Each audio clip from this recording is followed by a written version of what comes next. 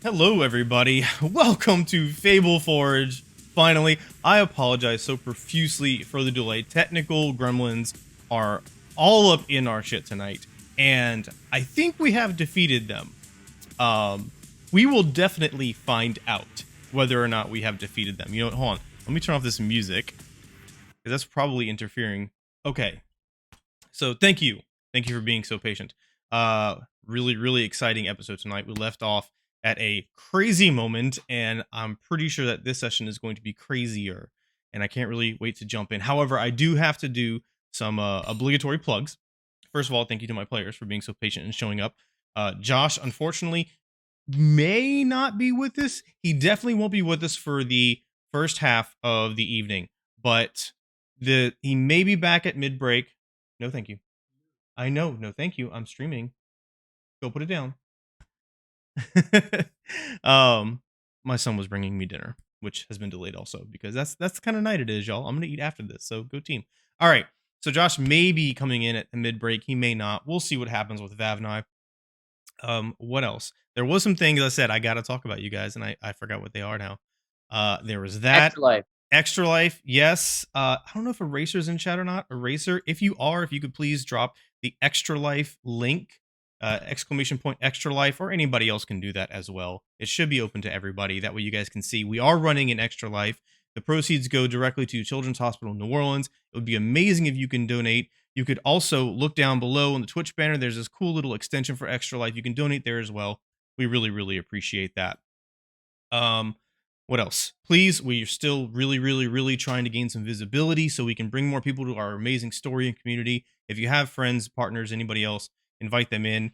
I completely forgot one of the most obvious things. We are dressed up for Halloween because what is it? Sunday is Halloween? I don't know. One of those days. Yeah, Sunday is Halloween, and we couldn't. Sunday, my birthday. And Corey's birthday. Awesome. I did not know that, Corey. Why didn't I know that? October birthday buddies. Wait, we missed your birthday, Shapes? Mine was the day right before stream. Okay, well, both of you guys have a free birthday advantage tonight. I did not know that. Let me know when it's your birthdays, okay? We're going to do it with the next closest session. So both of you guys have random free birthday advantage. I'm getting way off track now, but that's okay. All right, so back into this. We are going to do player intros one more time, just because it's our third session. And after 3, I figure you guys will know who it is, or people can look in the history and see who everybody is. We also have links for all of them, which we will use as people are talking about themselves, which is wonderful. But before we get to that, the last thing before we get into that and then playing, Patronic Inspiration. I did not do a very good job explaining it last time, and I'm not going to explain it in detail, but long story short, if you want to support the channel and you want to support the players, you can cheer 500 bits or more, or donate $5 or more to the channel. I will do my best to pay attention to the alerts. Players, if you're in the chat and you see that, let me know. But the way it works is like this. You either cheer 500 or donate 5, and then one random player, I will roll a d6. One random player will get Patronic Inspiration, and it is kind of a special version of Advantage, and they also have a guaranteed bonus, and they can use it whenever they want, so we're not messing up the narrative, and they still get a bonus. So $5 or 500 bits for a random player to get it, $10 or 1,000 bits for a specific, you can choose the player to get it, or if you want to screw up the DM, Forge Master, or me, you would give me a special disadvantage with a guaranteed negative modifier for $15 or 1,500 bits. Okay? So, if you want to do that, please go ahead and do that. Make sure if you do the donation or the biddies, you say Patronic Inspiration, and if you're tagging a specific player or the DM with the appropriate donation, then you also put that player in there. Okay? So, I'm going to breathe now. All that being said, I'm going to kick it over. We're going to go straight to Shaves, Farah, for your introduction, and then we will go around the overlay, come back to me, and start playing. So please, Farah, take it away. Hey y'all, I'm Farah or Shaves Shark online. I do streaming in my spare time, and I'm also in the process of creating a D&D RPG community for people who identify as plural. Yeah, so I'm a little busy, Ona going up, and I am currently in my Ona costume. This is my Totoro onesie, but I chopped off the head so that I could just have the ears. And also, I brought fish. so we're prepared for battle tonight. Nice. Okay, so thank you, Shabes. Please check out Shabe's stuff. They are amazing, and that community they're making is awesome as well. Corey, please, as you're taking a big old drink, tell us about yourself. Hello there. I'm Corey. This is going to be my third campaign, I think, with this wonderful Fableforge and a great DM. I played. I played Rennie on the last campaign in Odyssey of the Dragon Lords. Um, as you could tell, I am Freakazoid, and I will be whooshing everywhere we go. So you can look forward to that. But I can't wait to play with all these wonderful people. And oh, sorry, I didn't even say I'm playing Katori. That's a backseat bard, and he is such a loving guy. You have to know him to you have to just be with us, get to know him, love him as well. Maybe throw in a couple biddies. Who knows? Thank you, Corey. All right, Lexi, please take it away. I'm Lexi. Today I am also a penguin, so appreciate my lack of hands. I live stream on Twitch too on my own channel, Lexi Monster, where I play Dead by Daylight. I always want to say Dungeons and Dragons because it's DBD and D&D. And I play a bunch of other spooky games. This is like my favorite season, so right up my alley. And I played Lorelei in Hearts of Shadow, and I am playing Phelan Mbari, the younger sister to Tior Mbari, in this campaign. Who we are about to meet right now. Sammy, please take it away.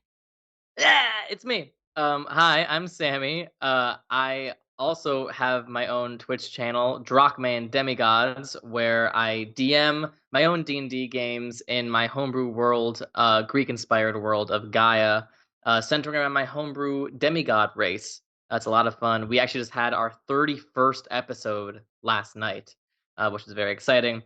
I previously played Soraya in Fableforge RPG's Hearts of Shadow campaign, and today I am dressed as Anthony Goldstein, a background Ravenclaw at Hogwarts in Harry's year. He was on the Ravenclaw Quidditch team. He was in Dumbledore's army, and he's the only canonical Jew at Hogwarts in Harry's time. So shout out to representation. And I play Tior Umbari, an autumnal Glaubian fighter, older brother of Lexi, well, of Phelan. And we're about to get destroyed by worms. Hopefully not. We'll find out, though.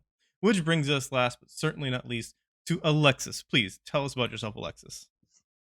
I'm Alexis. I'm the newest one here, always, but we're figuring it out. I am the reason we're way too late today. It's because I was on technical issues, so I apologize to everyone. I don't know. I've been playing D&D for a year-ish, a little bit more now. I guess more than a year because I moved to Portland a year ago. Sammy taught me everything I know, which I will only give him credit for this episode. I've now done it for 3. That seems like enough. Other than that, I'm just excited to be playing with this awesome group. And we are excited as well. Hello, everybody. Joseph Carter. I am the DM / original founder / storyteller / stumbling through this to try and do some kind of due diligence for these amazing players. You can find me here at Fableforge RPG and on all the social medias at Joseph Cars. You can check out the character banners for everybody's links as well, by the way. Yeah, this is pretty much what I do. This is my hobby. So thank you all for being here and joining us. Now, real quick, a couple of things I noticed. We already got some cheers. 300 from Alias Prime X. Thank you, Alias Prime. That is amazing and very generous. And then we have Patronic Inspiration from Etetter to Tior. Can't imagine why they did that, Tior. But yes, if you want to know why, tune in to Drachman Demigods on Monday evenings. So yes, you start out with Patronic Inspiration. Everybody, don't forget you also have Maximum Effort, which is a homebrew rule. I think I have a command for that.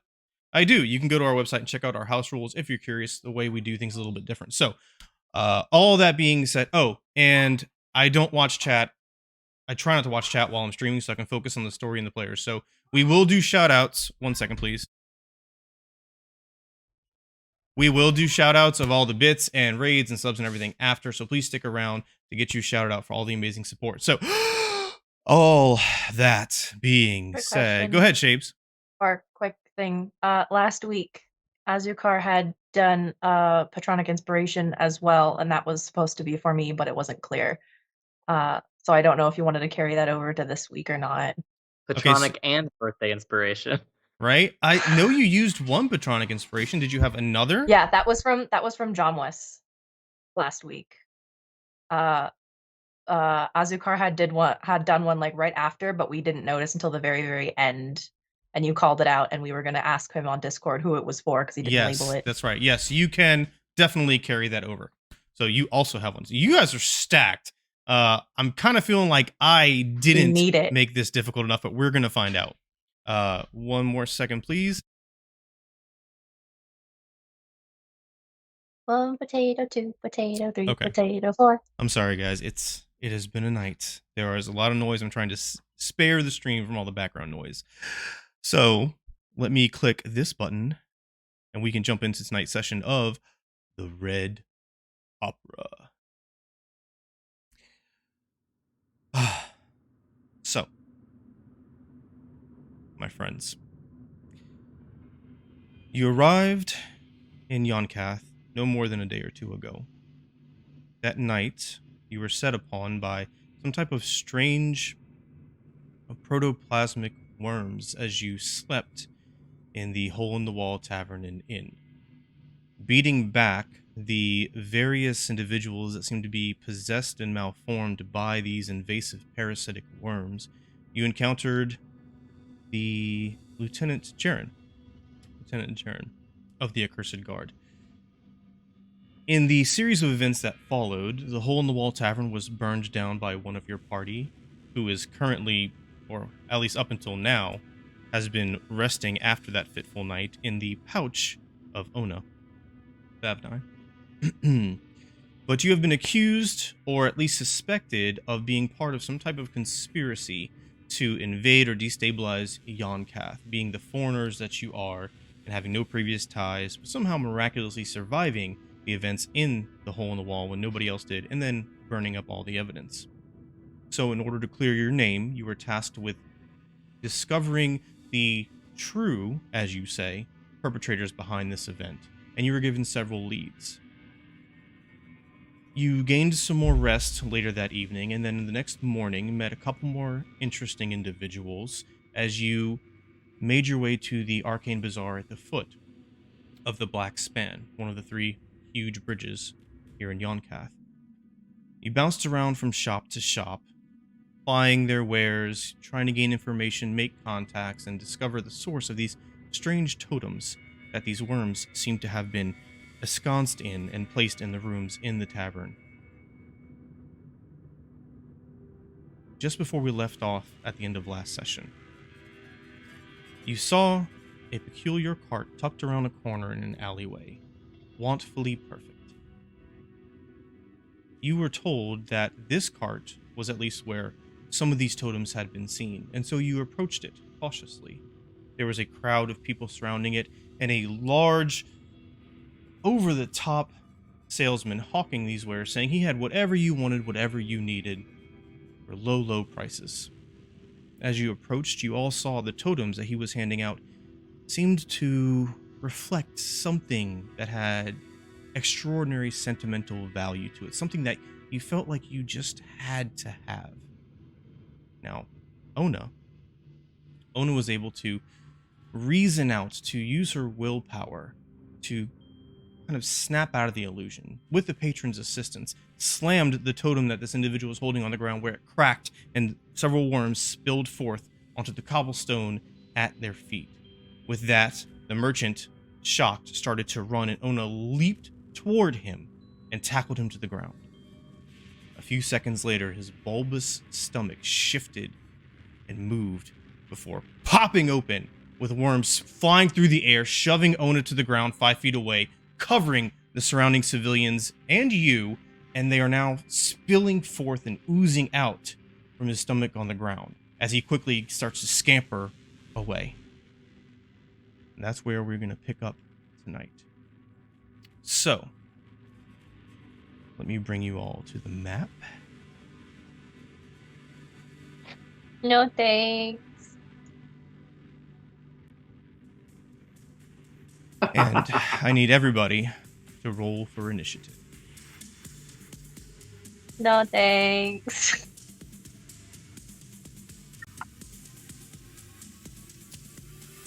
That die went all over the place.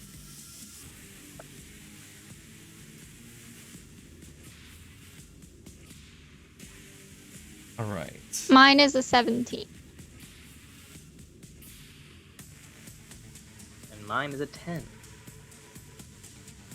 I am getting there, I promise. So, let me go ahead and remove Vabnai from this because Josh isn't with us. He will not have an initiative order. So, Phelan, yours was a... 17. Okay. Tior 10. and Mira. 15. 15.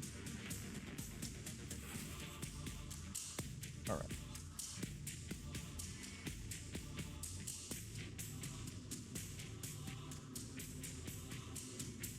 Something real quick.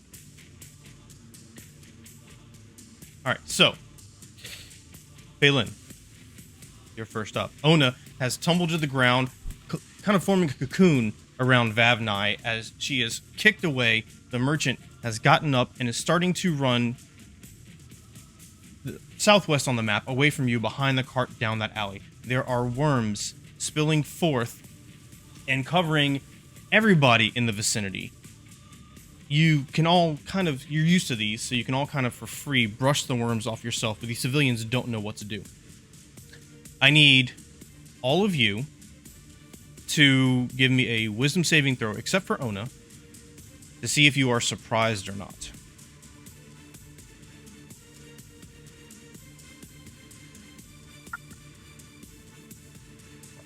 $15.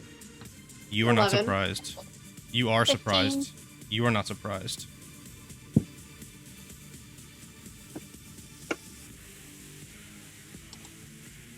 Hitori?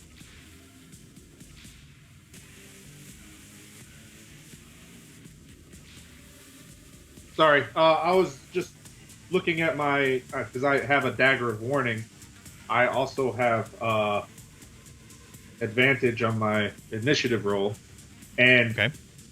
me and any of my companions within 30 feet can't be surprised.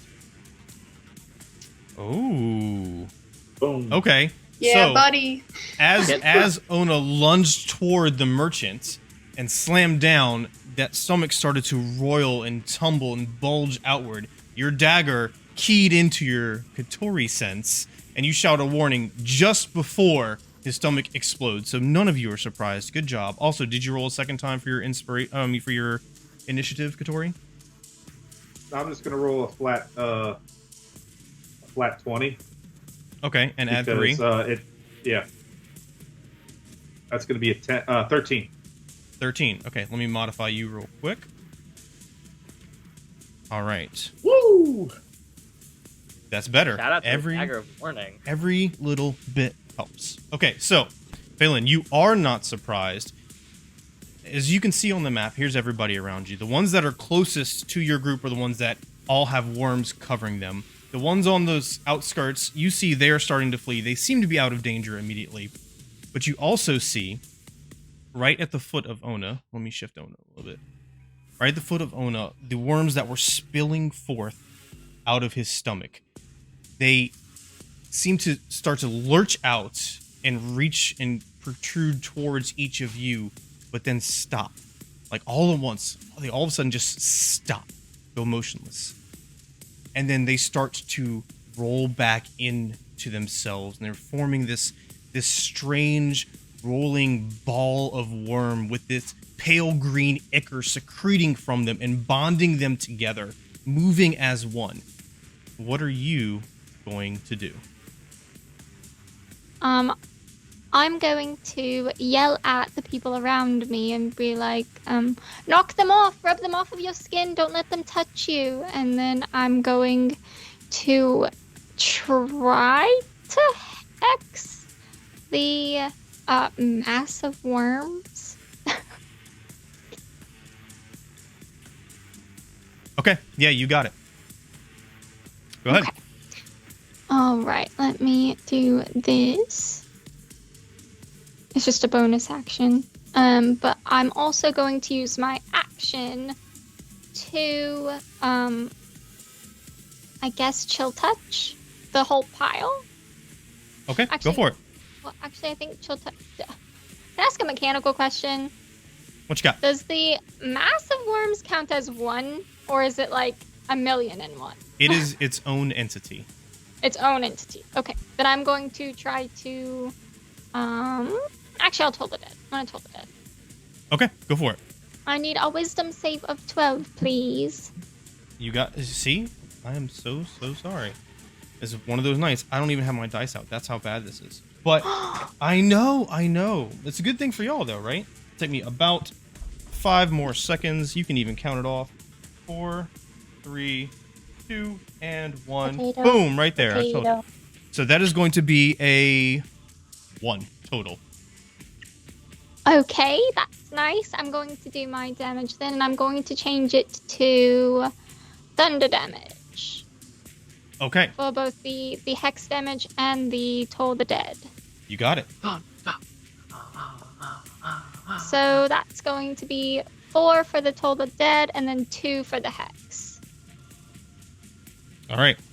So the hand slips up out of the ground and tries to punch its way through, penetrating a little bit. It should go all the way through and have that cacophonous noise push out. But as it enters, it seems as though this ichor is containing the majority of it. So that was 6 total, right? Yes. Okay, so you got that. Joey, I will just mention it looks like the stream is not seeing what we're seeing on the battle map. Really? Yeah, I it think looks like that the game is and paused. yeah. Oh. Give me 1 second. Thank you for that.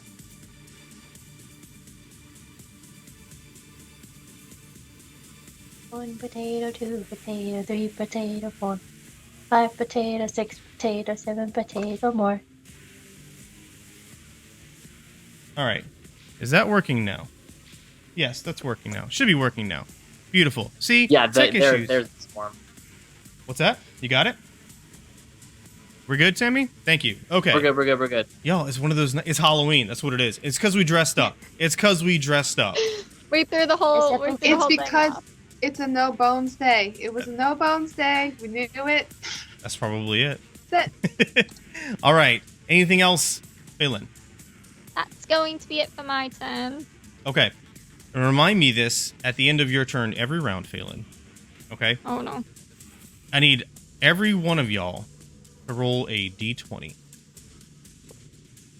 Like right now? right now. For fun, or are we telling you the number? Tell me the number. 13. 13. Okay. 19.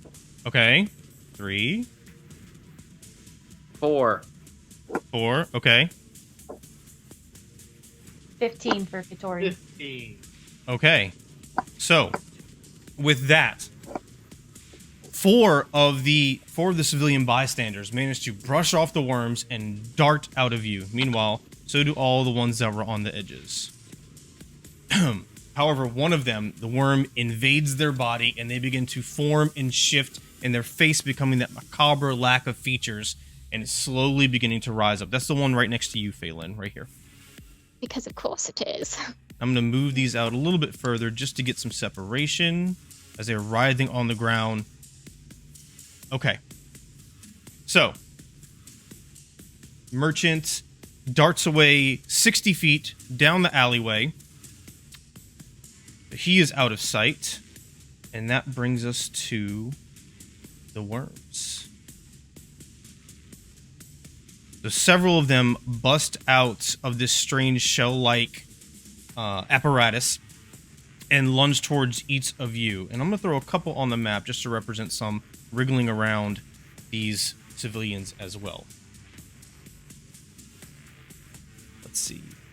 So these, the ones that are near you all, you notice that they aren't jumping up at your face to try and invade like they were the first night. However, they are trying to climb up your boots and lunge towards your arms and things. But as they do so, that 7-inch long form kind of squishes together momentarily in the air as it's flying in your direction, and the front of it opens up, revealing hundreds of tiny razor-sharp teeth at each of you.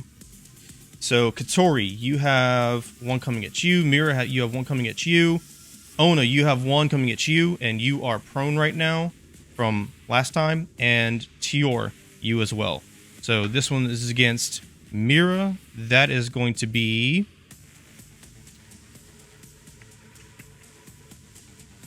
a 13 to hit. That's my AC. All right. So that is going to be 10 piercing damage. Guys, I'm not dead, but I'm not doing good. So it lunges towards you and bites in and then burrows you sure into it's not your... necrotic or radiant? I'm sure. Burrows into your calf before you take your hand and bat it away onto the ground. Katori, one coming at you, and that is a 24 to hit. I'm assuming that hits.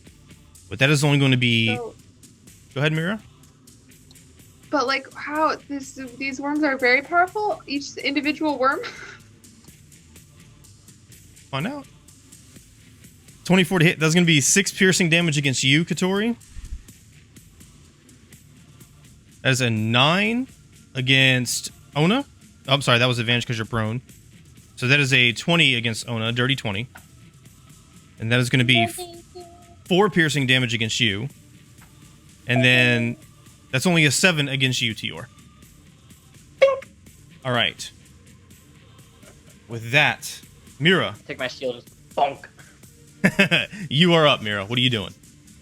Okay, there's one. The one guy behind Phelan is seemingly possessed based off what we can see, right? Yes. Okay, I'm gonna just Eldritch Blast that guy. Okay, go for it. That was a natural 20. Nice. That was a very good one since I'm gonna die very soon. Okay, 15 points of damage. That's more than enough. Whatever. More than enough. So, Oh, why can't with a quick reaction, you take some arcane energy and slam forward. It impacts the ribcage. You hear a sickening as the ribcage breaks inward towards the torso. They get shoved back 5 feet and roll on the ground and then lie motionless. I like to imagine this guy was like, oh, I'm gonna try to fight it. Blast! Do we see anything like? Does the worm like leave the body at all or no? Mm-mm. Not that you see. Not immediately, anyways. All right. Right. Anything else, Mira? That's it. All right, Katori.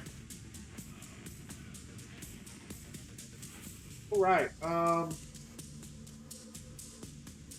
So this thing has some reach, right? Because Tior was a little bit farther away, and it still was able to reach him, right? So there are individual worms that have bust out of this thing and are attacking you all. There's one right next to Tior on the ground. Oh, I can't see it. That's all. Zoom Unless in. you were just doing that for... Oh, no, that's my bad. I had them hidden. Here you go. Let me unhide these things. See, it's kind of hard for me to tell. Stomp him into the ground. There you go. There we go. All better. Yeah. I apologize so profusely. Cool. All right, so yeah, I'm gonna take one behind me, and I'm gonna squish it. Okay. If you, Well, actually, yeah, whatever. I mean, it's long enough. It's good enough that I can hit it with a long sword, right? sure. Or at least try. You can certainly try. There we go. I like that. All right, so let's go with that. Boom. Does 12 hit? A 12 does not hit. It slithers out of the way. Wham! As your sword slams into the ground, sparks fly off the cobblestone. All right. Well, I'm gonna also bonus action healing word on Mira. Okay. What is your healing word? I think we covered this before. Hell. Okay. Sure. That's a 4. We appreciate that. We appreciate that. This is why you and I are buddies. Yeah. Just a little bit. I know it's not much, but I'm much closer to not death, so that's good. All right. and then I'll end turn there. Okay, you got it. As you lash out towards this worm and it slithers out of the way, ching, and then you call out Mira and send some healing energy in her direction. That worm kind of rises up, almost snake-like, and then you hear this very, very subtle, high-pitched squealing sound as it vibrates its body. The massive worms in front of you react, and it undulates and squirms, and then it builds, all the worms at once, shrieking, screaming, piercing your ears as it vibrates the air around you. I need everybody in 30 feet to give me a Constitution saving throw. I got 1, 2, 3, 4, 5, 6 to roll for them. 1, 2, 3, 4, 5, and 6. This isn't a charm effect, is it? It is not. I got a 17. I got an 18. Okay. I got I a got- 9. I got a 13. Okay. 11. Okay, so Phelan, Mira, and Katori, you all suffer 4 points of necrotic damage as this sound kind of worms its way into your ears and you feel this burning sensation inside your head and it starts to decompose the flesh within before your body rejects the influence and pushes it back out. Dumb D&D question. I'm trying to remember for a second. If I am good with necrotic, just halves it, right? If you're resistant to necrotic, it halves it, rounding down. Yeah, great, perfect. Got it? All right. With that, as it's screaming and shrieking, it kind of rolls its body and climbs up on top of the cart. So it is now 10 feet up in the air, rising up. Ona, you are prone. What are you doing? That's unfortunate. Okay. I have a technical question before I decide what I do. Okay. I have a couple of options, but I want to find out. So, getting up from prone is half movement speed, correct? So, Correct. if I get up from prone, but I only get up to be on all fours instead of 2 legs, does that have my 2-legged speed, or does that have my 4-legged speed? Okay. So, that's not complicated at all. So, your speed increases when you go to 4 legs, correct? Yes, by 20. Okay, we'll So I just go from 40 normal speed to 60 speed when I go on all fours. If you're just going up to 4 legs, we'll say it halves your 4-legged speed. Okay, cool. Because I wanted to chase after him. Okay. He is 60 feet away right now. Yes. So I will move the 30 feet Okay. over this way to him. And I will take, if the worm doesn't if the 2 worms, since I was next to 2, have the opportunity attack, I will take those. All right. 1 second here. That is a 7 and a 11. Do either of those hit? The 11 hits. All right. That is another 5 piercing damage. Your AC is 11? Yep. We're gonna fucking die. Yeah, we are. It's fine. Everything's fine. Everything's Okay. fine. Everything's okay. Okay. So now I am 30 feet. He's 60 feet. So he's 30 feet away from me now, right? Mm-hmm. He is coming up. It seems to be at a T, and he's going to go either right or left. And he's right there. Okay. I would like to try and cast Frostbite. Okay. I need him to make a con save. All right. rolled a 16. Damn. Okay, so he does take the damage, but he Okay. doesn't have disadvantage on the next attack on him. So he takes 1d6 cold. Take 3 damage, please. All right. Let me double check here. Pull up his character sheet. Make sure there's nothing else I need to concern myself with real quick. I was gonna say, please take all of the damage and not be resistant. to I cold. hope so. Just want to double check. Thank you. Okay, so how much damage was that? That was 3 cold damage. Okay, so the spell impacts his body and it starts to cover his back in frost, but you see it does not spread as much as you normally see it spread against creatures. Fluff. Okay. That's fine. I'm gonna use my bonus action. I'm gonna cast Expeditious Retreat on myself. Okay. So it's concentration up to 10 minutes, but for the 10 minutes, I can use my bonus action to dash. Okay. You got it. And then that is my turn. Okay. It's your. What are you doing? Sorry, y'all. Alright, so now that I've seen these 2 worms in front of me attack Ona as she left, I'm going to step... Can I step over them, or do I need to step around them? They're difficult terrain because you're trying to avoid getting bitten. And if you go through them, they do get a special opportunity attack, and they also get a chance to try and grapple you. Even if they've already used their reaction? Oh, no, then they do not. But it would still be difficult terrain. Yes. 5, 10, 15, 20, 25, 30. I'm going to pull out my longbow and try to fire at the merchant's shin and try to stop him in his tracks. Okay, go for I it. want to use Patronic Inspiration. Oh, okay. So that's advantage, right? It is. Alright. Well, you roll one, I roll the other, remember? Oh, right.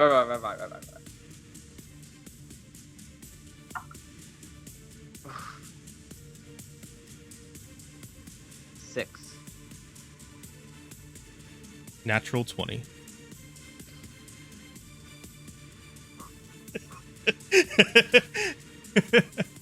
All right. I meant to do that. So you surge forward past the cart, pick your longbow up, draw back, knock the arrow, focus keenly, breathe.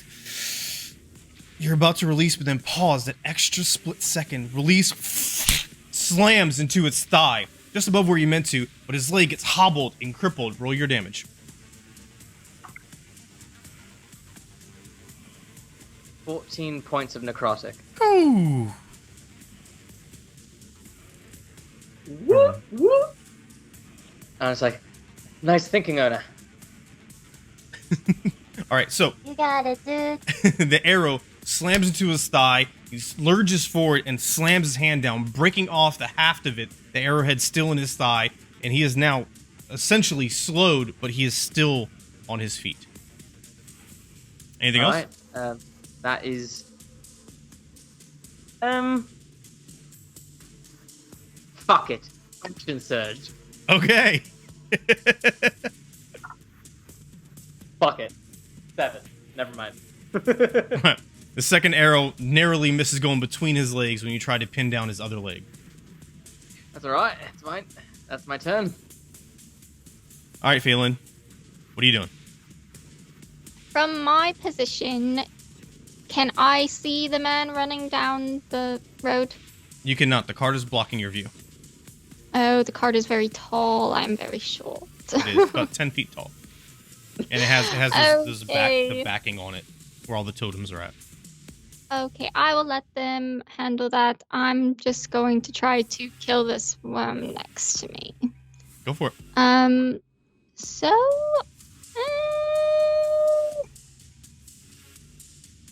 I'm gonna toll the dead. Go for it. Wisdom save of 12, please. Ooh. Ooh. That's a 3. Nice. Okay, so my hex is on the thing of worms. Okay, I'm just going to do my damage then. That is just going to be 1d8. That is 7 points of damage, and I'm going to have it do psychic damage. All right, more than enough. You summon forth the arcane energy, you feel it impact, and it starts to writhe and squirm uncontrollably before falling down and kind of splitting open, and this greenish ichor seeps out on the ground around it. I'm going to say, I got one! It was the one right next to you? Yeah. Okay. All right, the worms are up. Mira, this one's still trying to bite out at you, because Phelan just killed the one that was attacking Katori. Wait, after Phelan's turn, aren't we all supposed to roll a d20? Thank you, yes. Everybody roll a d20. Why do you have to remind me? I need y'all to remind me. Sorry. That's why he's dressed like a teacher today. Yes, that's right. 6. I'm a professor. 6? That's another fail. What was it again? Roll a d20. Come on. Oh, d20. I got a 12. That's a second fail. 5. That's a third fail. I got a 17. 10 fails, 17 succeeds. So, let's see. Eeny, meeny, miny. This one darts out. Way more fucking enemies. And these guys are squirming and writhing even more away. Let me just clear this out so we're not confused about who is what. These worms are going to go with them, make life easier. Because it's easier to bookkeep that way. Alright, so this one is now transformed. This one is transformed. And this one is transformed. Alright. Thank you for that. And the worms are up. So that was... I rolled a 7 against you, Mira. That does not hit. And this one is going to lunge forward against Katori. And this one's going to lunge forward against Phelan. That is a 14 to hit you, Katori. Okay. It's only... that is 5 piercing damage. And I'm going to be on the ground. You're down? Okay. Oh, yeah. And then an 11 to hit you, Phelan. Is that a hit? I don't believe so, but let me just double check. Okay. No, it doesn't hit. All right. So you dodge out of the way as one flies through the air and burrows into Katori's waist. And then you don't see it come back out as he stumbles and blood spurts out of the wound. He goes to his knees and collapses on the ground. Goodbye, my furry friend. All right. Oh, Then thanks. you have another one. That means this one is gone. Mira, you're up. What are you doing? Okay. I'm just gonna cast Shadow Mode on all of those worms together. See if I can distract them. You're going to cast what? Shadow Mode? Oh, shadow mode? Okay. Oh, on the Yeah. mass? Okay. Yeah. Go for it.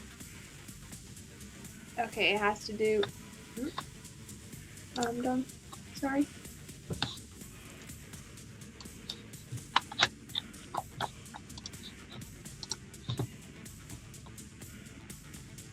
It has to do a Constitution saving throw. All right. 5. Yep, that definitely fails. So I'm gonna choose Distracting Shadow, so it has a disadvantage on every time it attacks until my next turn. Okay. You got it. That's it. All right. Katori. Katori. So, make sure you remember, you can either basically try to stay alive, writhing on the ground in pain. You can use some type of healing activity, healing magic, to give yourself advantage on your death saving throw.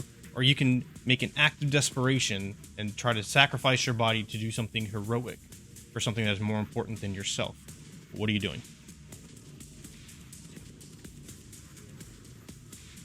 I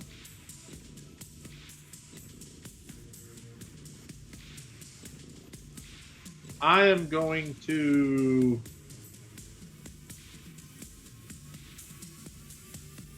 just try to stay alive for right now. Okay, so flat death saving throw. All right. So remember, you are still conscious because we do death saving throws a little bit differently. You can still talk, but unless you're trying to use your weakened healing or your active desperation, you can't take any action. So you can say something to your allies if you want to as you're trying to plug the hole and stay alive. Just FYI. Get them out of here. All right. Tori cries out, and with the worms, Shadow Moat distracting them, I need to see if they're... Nope, they do not. They are not able to formulate another shrieking yet. Ona, you're up. What are you doing? Wonderful. The guy hasn't moved further, has he? Oh, I'm sorry. He has. He is slower than he was for originally darting, but he has ducked around the alleyway to the right. And remember that T is about 30 feet ahead of you. He is out of sight right now. So he's still 30 feet, or he's another 30 feet? Well, he went around a corner. You don't know. But I'm saying that that intersection he turned right at and disappeared from sight, that intersection is 30 feet ahead of you. Got it. Well, I'm on all fours, so I use half my movement speed to get up there. Okay. And do I see him around the corner? You do. It is obvious. He is hobbling along in the middle of the alleyway, another 30 feet ahead of you, because he's at half speed now. Cool. I'll use my other 30 feet, and I would like to try to tackle him to the floor again. All right. So you're going to try and grapple him, correct? Yes. All right. Give me an athletics check. Strength. Athletics. It is. Athletics or acrobat? Oh, well, athletics is better for me anyway. Roll! Mother fluffer! I rolled a 19. Damn it, that's a 7. Oh, I should have used my thingy. That's okay. All right. So you charge forward down the alleyway. Boxes getting pushed out of the side and broken as you charge through this narrow space. As you come up on him, he hears behind you, and he darts to the left. Just as you lunge forward, your paws raking and claws scratching into the cobblestone, and he continues running away from you. Anything else? I'm gonna use my bonus action to dash. Okay. And dash is another half group of movement, or a full another 60 feet? Should be your full movement, yeah. You would be getting ahead of him at this point. Yeah, I want to get... since I missed him, I'm just gonna, like, leap ahead of him and then try and, like, trap him if Tior ends up coming behind him. But either way, I want to try to get in front of him. Okay. How far ahead do you want to go? I'll probably try... I want to stay at least 15 feet in front of him so that if he makes any swift moves into alleyways or something, I can easily catch up to him. You got it. So your momentum carries you forward, and you continue turning and spinning and sliding on the cobblestone to face him as he's still hobbling in your direction. But you give him pause now. Tior, you're up. What are you doing? All right, I am going to sheath my longbow and reach into my pack and pull out a torch and a tinderbox. And I will come over here, 5, 10, and set fire to this wheel right here in an attempt to begin to burn the carriage from that point. Aw, learn something from Vavnai. Okay. And then once I've done that, 15, 20, 25, 30, just begin to make my way over to Phelan, pulling out my shield. All right, got it. Oh, sorry, Ona, not Phelan. Got it. So the fire is starting at the wheel. It is going rapidly, quickly rising. The totems are starting to have the flames lick at them and starting to char and everything like that. It's going to take a round for it to get up. So it'll get up to where the mass is at on your turn again. And after that, on its turn, if it's still in that space, it's going to get 1d6 fire damage every time it's in that space. Got it? Copy. Okay. Phelan, what are you doing? Okay, so there's a new worm next to me. I'm going to... Toll the Dead! You Wisdom got it. save of 12, please. All right. Ooh, sorry, that's a 14. Annoying. I know. What does it do? Does it just do half damage? Oh no, it doesn't do any damage. Fine. I'll be like, can we kill these things already, please? No, that'll be my turn. All right. That brings us to the D20s.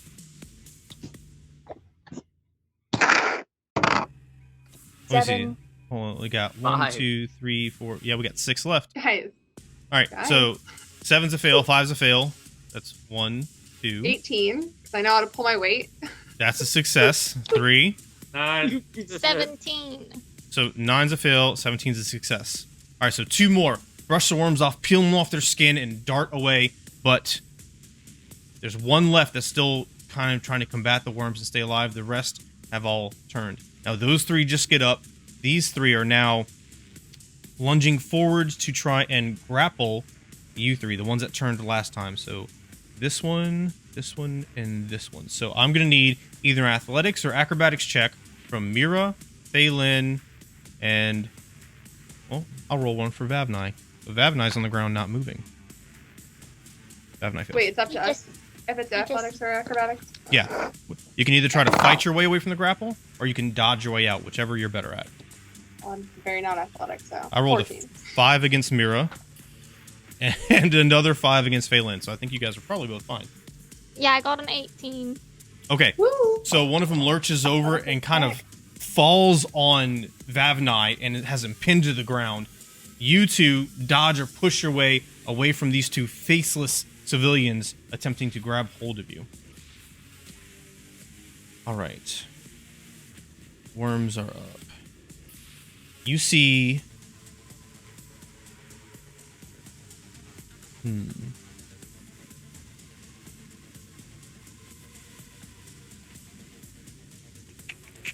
One worm. I need you to give me a Constitution saving throw, Mira. Great. Ideal. One attacking no. Phelan. That was only an 8 to hit. What? Constitution? Yes. Doesn't really matter. I rolled a 3, so that's 4. Okay. So it darts forward and lurches up your leg, getting beneath your pants. And you feel this kind of burning sensation on your leg. You are, for now at least, you are currently poisoned, and you cannot see that worm anywhere. The attack against Phelan missed. Got all these other worms here. These, having infected their hosts, are going to scurry off the cobblestone into the surrounding area to seek new hosts. Their mission's accomplished. All right, Mira, what are you doing? What is the effect of me being poisoned? You have disadvantage on ability checks and... One second, I have that information, I promise. But I'm not, like, possessed. I'm just poisoned. You're poisoned, correct. Okay, great.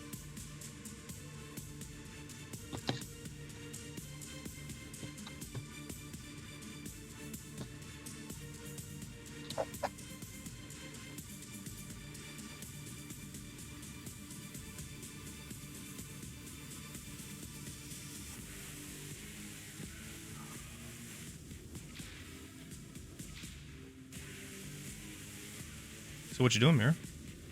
Alright, I'm gonna take out my dagger and I'm gonna stab the guy behind me. Okay, so disadvantage on attack rolls and ability checks. Go ahead. Great. That's what poison is.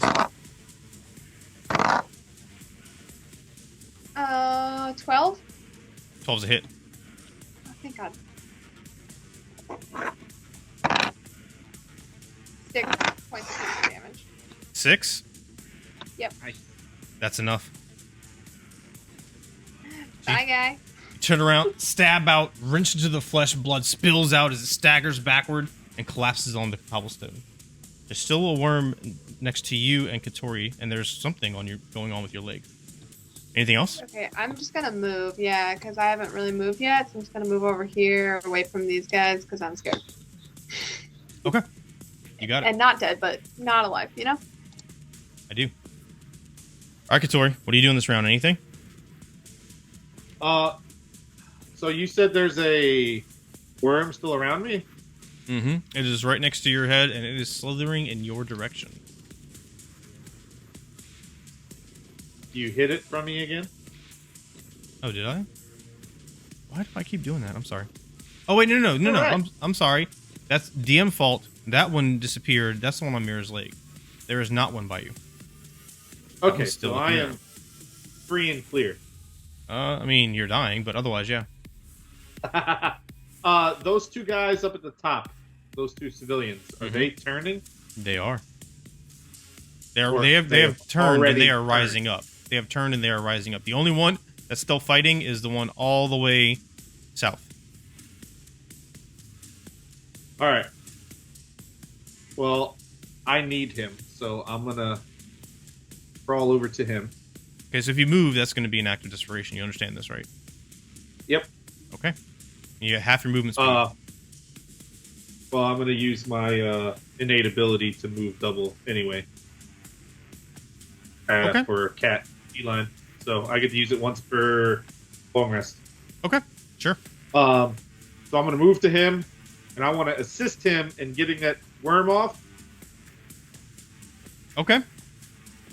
And then I'm going to tell him to go get the guard. Okay. So give me a generic dexterity check to try and pull the rest of these off as they slither around. All right. You rolled a 1, so you better roll good. I want to use my birthday stuff. A birthday advantage? Okay. Yep. This is essentially double advantage. Go for it. Oh, I didn't know it was... No, as in I already double rolled advantage. ones, and you're rolling 2 more. Oh. Does the 15 work? 15 Or can works. I stop? No, 15 works. Okay. You still sucked up your advantage, though, because you called it out. Yeah, I know. I All needed right. this to work anyway. Yeah, so you help him get the rest of them off before you collapse from exhaustion again, barely holding on to consciousness. He gets up, and he kind of shakes his head at you. He's frazzled, he's flushed, he's sweaty, he's bruised. He gets up, and he darts off to the south, shouting. Whew. Come on, dice gods. Is that it? Yeah. Yeah. All right, so Desperation act. D6, that's 3 fire damage from the... Oh, no, because they haven't got there yet, Sammy. I'm sorry. And that was a 3 to recharge, so that doesn't happen either. The smoke is rising, and they're getting very, very close, however. Ona. Oh, he froze in his place. He knows you're in front of him. He knows Tior's behind him. He's stopped. And his guts are open. There's a giant gaping wound where they were. His skin's kind of loose and saggy now. He looks like he doesn't know what's going on. What are you doing, Ona? Grapple! You gonna charge back for him, grapple again? Go for it. Yeah. I want to God. use my inspiration thingy. Yeah, please, because I'm getting rid of that dice. That was another 18. So you're gonna use your birthday advantage or patronic? Did you have patronic inspiration? Is that what you were doing? Yeah, I'm going to use the Patronic one. Okay, go for it.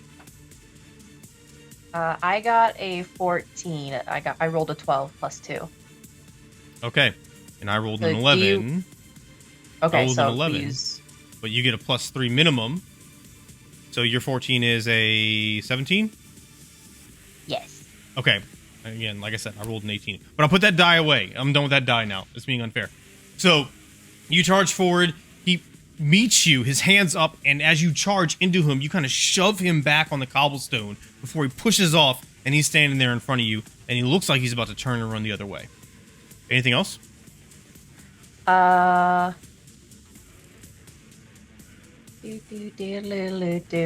don't think so. Yeah, no, that's it. Can I just like roar really loudly in his face? Of course you can. I want to scare the shit out of him. Give me an intimidation check for fun. We'll see what happens. Yeah. Intimidation. That's a 19, fool. Okay. Quiver. He turns to run, and he slips and stumbles. I'm going to take 5 feet off of his movement speed next round. So the max he can go away from you is 25 feet.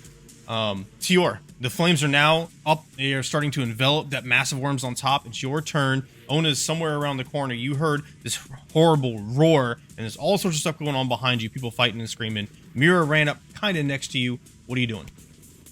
I'm going to use my full 30 feet of movement to get up to the intersection. Okay. And I will pull out my longbow, point it at the man I see between me and Ona, and say, "Not so fast, friend." And I will hold my action until he takes any sort of aggressive action. Okay. You got it. All right. Phelan, what are you doing? Okay, so the guy that's behind me here has a worm in him. Yes. And then there's also a worm at my feet. Yes. Okay, I'm going to go for the worst of the two evils and hit the guy behind me.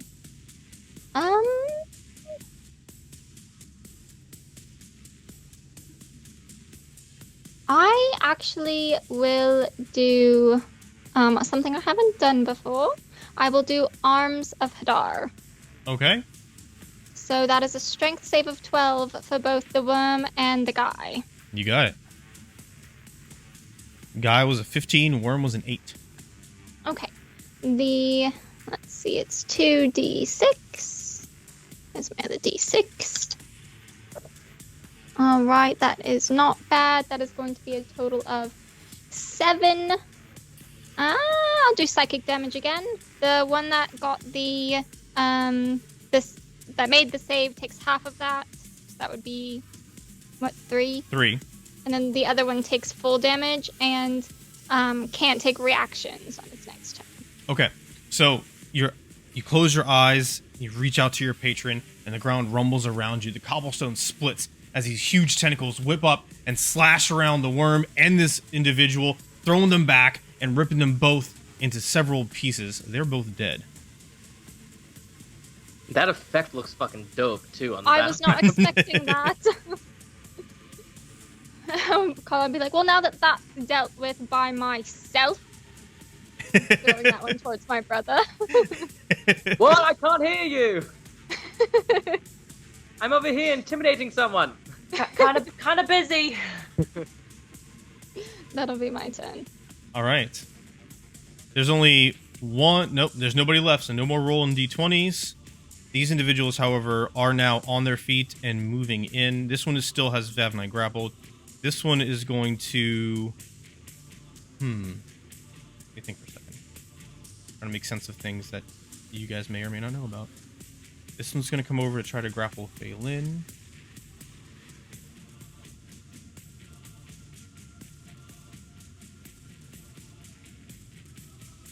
This one's going to grapple Mira. And this one's going to try to help grapple Phelan.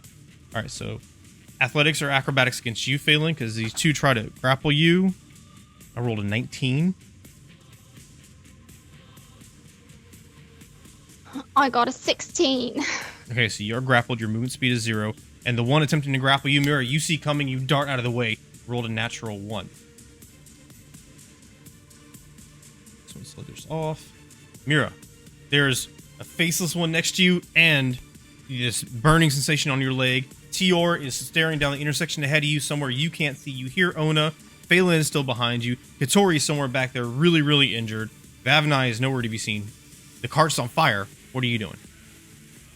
There's a lot going on, so I'm going to stab the guy that just tried to grapple me, because screw you. Okay, go for it.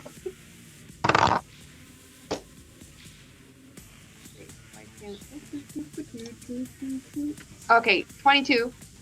Definitely a hit.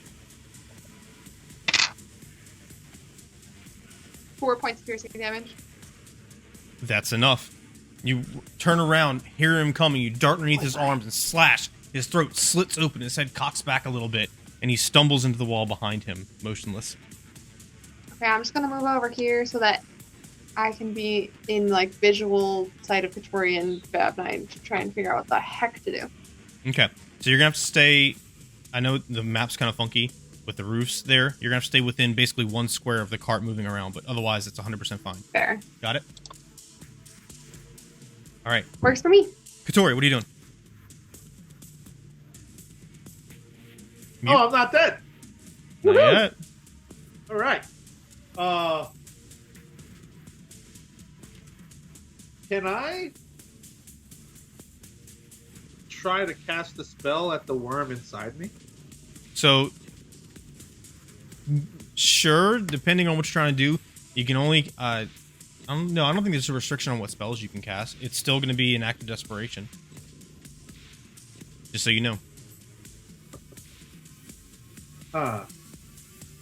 Well, I want to cast Dissonant Whispers on the worm inside of me. Do you need to see your target? It needs to be able to hear. Yep. It needs to be able to hear. Yeah, 1 second. But it just needs to be in range, which is 60 feet. Okay. Yeah, I'll say you can try. It needs a wisdom saving throw on a failed save, it has to move as far as its speed allows away from me. It rolled a 10.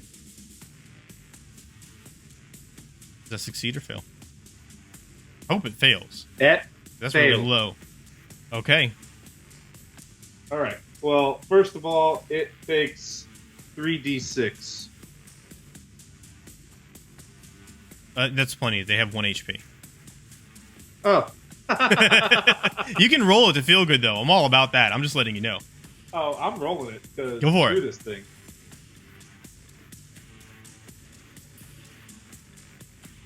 There we go. 14.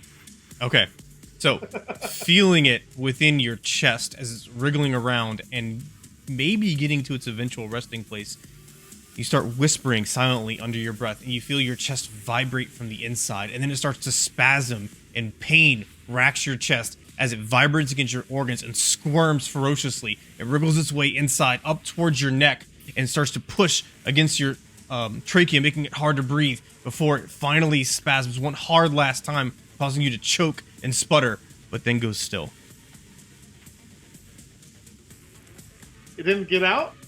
That sucks. It died. You can carve it out if you Gonna want. have to wait to poop it out.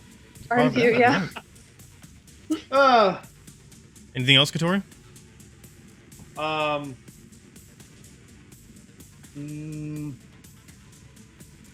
I will get farther away.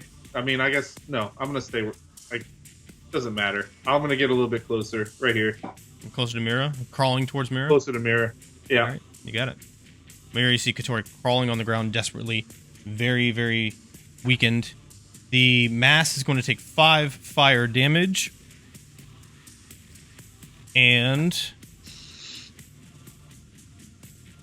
it can recharge its ability, however. It is also smart. And knows that there are not that many people it No, wants thanks. to attack right now. Oh no, you're up. What are you doing? What's the guy doing? Okay. So you hear Phelan and Mira scream out as the torch is now fully ensconced in flame, and you hear the massive worms shrieking and squirming. At that time, he looks over, his head tracking the direction of the sound, looks back at you and looks at Tior. He grabs a box next to him and chucks it towards Tior. Tior, it's up to you. You're going to let go? Okay. Absolutely. Well, I know if you I consider am that an going to aggressive try action. for a non-lethal blow though, like Okay. hit the other leg or something. You got it. Get I him tried in to his die, good throwing arm. and it is a dirty 20. Nice. Go ahead and roll damage.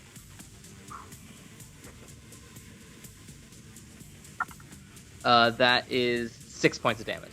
Necrotic. That's enough. So he grabs a box and goes to chuck it at you. As you do, the arrow flies loose and slams into his shoulder. The box kind of harmlessly bangs up against the wall and crashes with a thud, breaking apart on the ground. And it lurches towards you. He falls down onto his knees and starts to crawl in your direction. As he does so, his legs kind of stop working for a moment. And he pulls forward, his face grimacing and twisting as his back separates and his legs are left behind. He's crawling in your direction. Ona, that's what you see as worms start to spill out of his torso all over the ground, dying and writhing in front of you, and he's crawling in the direction of Tior. Anybody got a garbage bag?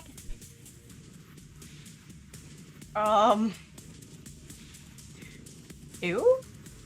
First off?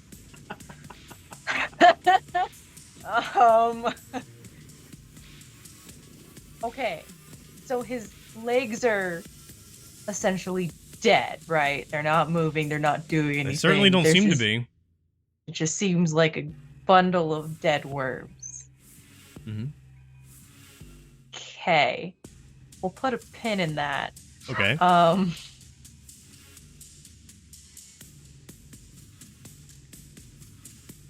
Wow. I was going to do something and then this happened. And I don't know what to do anymore. Okay. Well, he's on the floor. Is he technically considered prone? He's definitely prone. Okay. I would like to do what Ona thinks is intimidating, but it's a cute little bear waddle.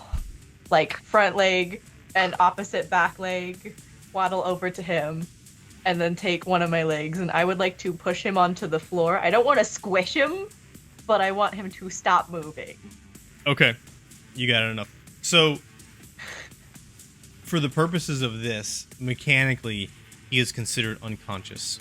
However, he still maintains faculties of some type. He's still alert. His eyes are still darting around. And as you step on him, he lets out this loud, audible breath as you squish him momentarily to prevent further movement. Yeah. If he does make the sound, I just want to say, where you going, buddy? We got some questions for you. First off, what the fuck are you made out of? And why is it nope? Okay, we will come back to that. Yeah, that'll be on this turn. All right, Tior, you saw all this. What are you doing? Alright, I put my longbow away and slowly walk towards this creature.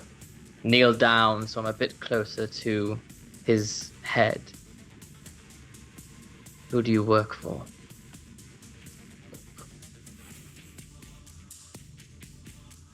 He looks up at you, his jaw kind of slack, and you see now, out of his pores and from beneath his eyes, his nose, all of his orifices, that same pale green ichor, viscous and sticky, is starting to kind of slowly bubble out, causing him to stick to the cobblestone. As he wrenches his head free slowly, he looks up at you. Atholdus. Atholdus is my master. And he knows who you are. I'm going to pull out my rapier.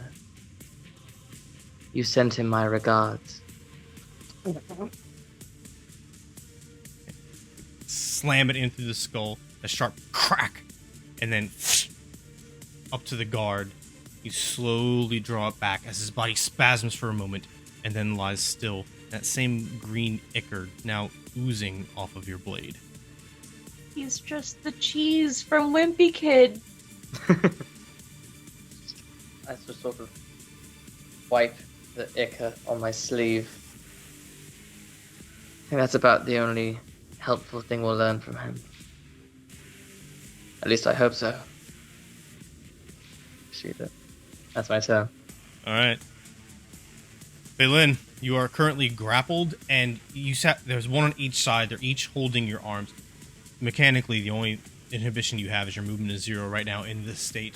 But you see, as that fire is growing, they turn and they shove you around, make sure you're facing head on that cart, and that mass of worms burning and starting to congeal even thicker with the flames on that green substance holding it all together is starting to slowly roll off the cart through the flames in your direction.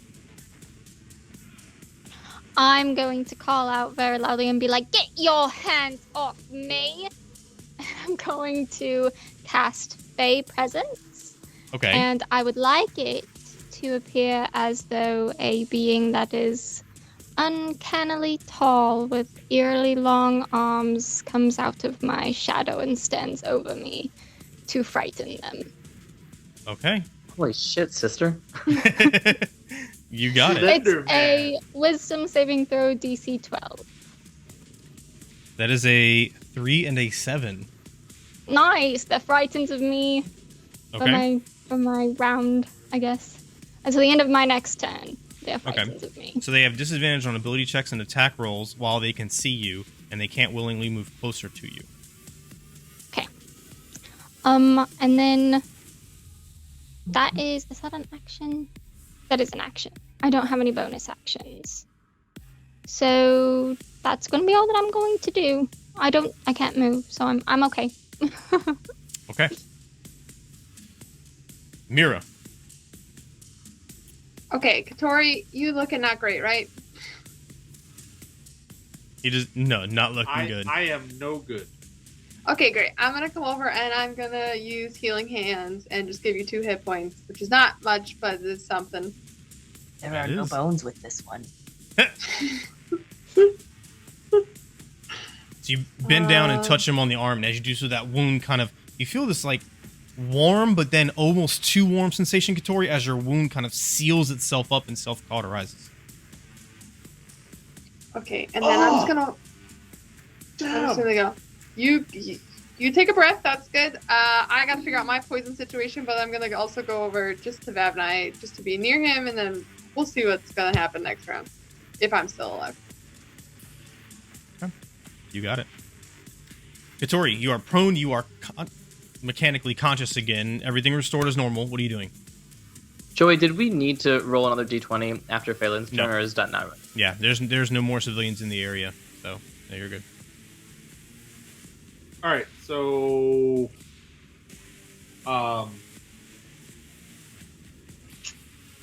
let's see. I'm gonna get up, and I'm gonna move over here, away from the burning cart, and then I will use Vicious Mockery on the one that's pinning Vavnai. Okay, you got it. All right.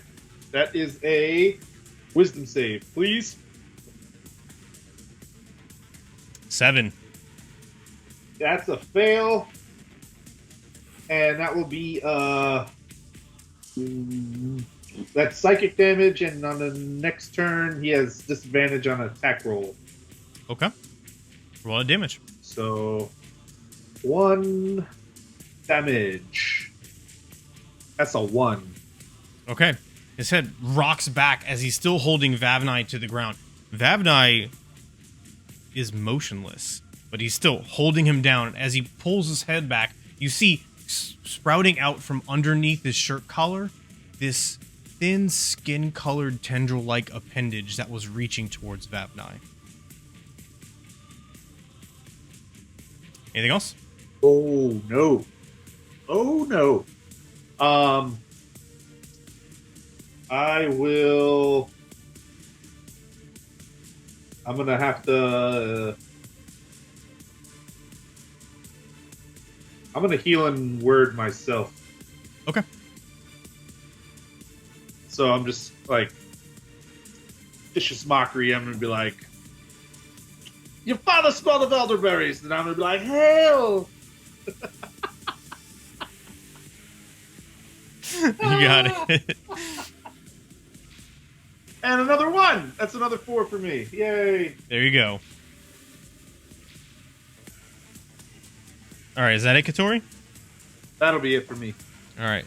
This is going to take another 6 fire damage. Jesus. So as it rolls out of these flames and lurches down, the flames kind of pass through its body as it's transitioning through, taking a crap ton of damage. You see many of the worms that were on top have now kind of broken free from that icky substance holding them together, and they're either dead on top or they're falling off the cart limp. It is decreasing in size and it is moving slowly, but it is lurching off and gets within 5 feet of you, Phelan. I need you to give me a wisdom saving throw.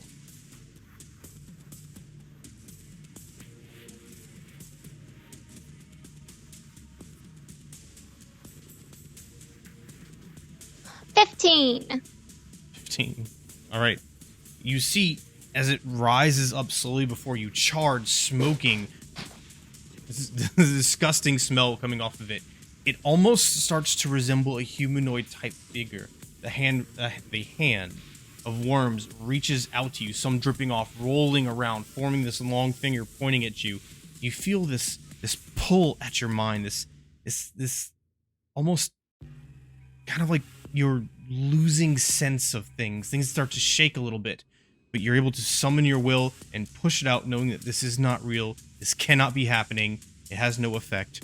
Ona, what are you doing? Oh, this individual is still pinned by you, looking up at Tior, but you can see his eyes are beginning to flutter as he's starting to lose consciousness. I'm just gonna say what everyone's thinking. Oogie Boogie needs to calm the fuck down. Okay. I think what I want to do, like, kind of looking at Tior, looking at him, looking at Tior, looking at him, like, all right, well, I guess that's that then. I'm gonna stand up on my hind two legs and grab the legs of his butt body, and then grab like the shoulder arm of his top body, and I'm just gonna start like dragging them back to the cart and the rest of them, so that I see the smoke, so I'm probably assuming there's a fire, so I'm probably just gonna throw him into the fire. So I'm just gonna start dragging him and waddling my way back. All right, so you grab both pieces, climb up, and waddle forward. And as you're passing Tior rising up, the arm rips off and his torso collapses on the ground. Several more dead worms fall out on the ground from the remainder of his arm you're still holding in your hand. Great. I'm just gonna make some sort of wagon with his butt. So I'm gonna hold his ankles and just put his torso and his arms like on top of his butt and just drag him that way. You got it. You managed to support all of his weight as you bring forward, but you have all these dead and dying worms on your arms. They're writhing in agony. No, I didn't want to like carry them. I wanted to like pull his legs and use them as like a little wagon. Good enough. You got it. Sure. Yeah, cool. Yeah, I don't want to touch that. Okay. But I will use my bonus action dash to hopefully get myself all the way back to at least nearer to the cart. You're quickly waddling. Yeah. Okay, well that would give you 60 feet, which, that would get you there. That would basically get you there. Cool. Neat. Yeah, all right. I will do that. All right, you get there, toss his body on the cart, flames and this acrid smoke release from the corpse pieces. Do I see Vavnai as I'm walking up? In trouble? Would I like over here? Yeah, it's close enough. Yeah. Cool. My next turn I'll start walking towards him, but I wanted to put the body on first. Sure. You got it. I'll just Vavnai, you good there, buddy? And that'll be my turn. All right. No response from Vavnai. Tior, you're up. Alright, I'm going to sort of pat myself down. I'll find my tankard that I keep with me, and I'll just try to carefully, with the tip of my rapier, shove some of the worms into the tankard. Safekeeping for now, for evidence. And then I will make my way back to the wagon. Okay. I don't know if collecting those samples would be considered an action or not. I'll call this a bonus action. Alright, so in that case, I'll use my action to move as well, which would get me 60 feet to essentially where Ona is. 100%. You got it. I hope you don't plan to drink from that anymore. I'll clean it. All right, Phelan. This thing is still in this humanoid form in front of you, and you're still grappled. What a bitch. Oh, I didn't mean to do that. I'm going to... Yeah, I guess I will do that. I'm going to chill touch the thing in front of me. I'm going to make a attack roll. I'm not going to use that one that I just did. That is a 15 to hit the thing in front of me. Okay, that definitely hits. Okay, and then that is 1d8 plus 1d6 because this thing is what I have my hex on. Oh, that's good. That is 13 points, and I'm going to do psychic damage and be like, I can touch your mind too. You said 13? Yes, 13. Holy crap. Okay. So, this worm entity standing before you in a vaguely malformed, disgusting humanoid form, his hand reached out. You summon the patron's power once more, and the hand rises up, punches through. How does this thing look as it decomposes and kind of spills forth and falls apart in front of you? I would say that the hand, which looks, for those of you who don't know what my chill touch hand looks like, it is a ghastly hand with fingers that just end in claws. Like think the hand of Laudna from Critical Role that was just announced. That is what this hand looks like in my brain. But it just reaches up out of the ground and like clutches the center of the worm creature and then just drags it down into the ground, and it just like collapses in a pile of like smoldering goo. As it's collapsing, smoke rising off of it, each individual one of these worms from the ground up begins to rapidly and quickly burst and decompose, so that as this chain, this waterfall of decomposition rises up, it collapses in front of you in this pile, this puddle of ichor, green, pale, and pungent. You hear thump, thump, as the two individuals holding your arms suddenly collapse behind you. The one on top of Avnai collapses on top of him. And you hear a heavy sigh from your left side.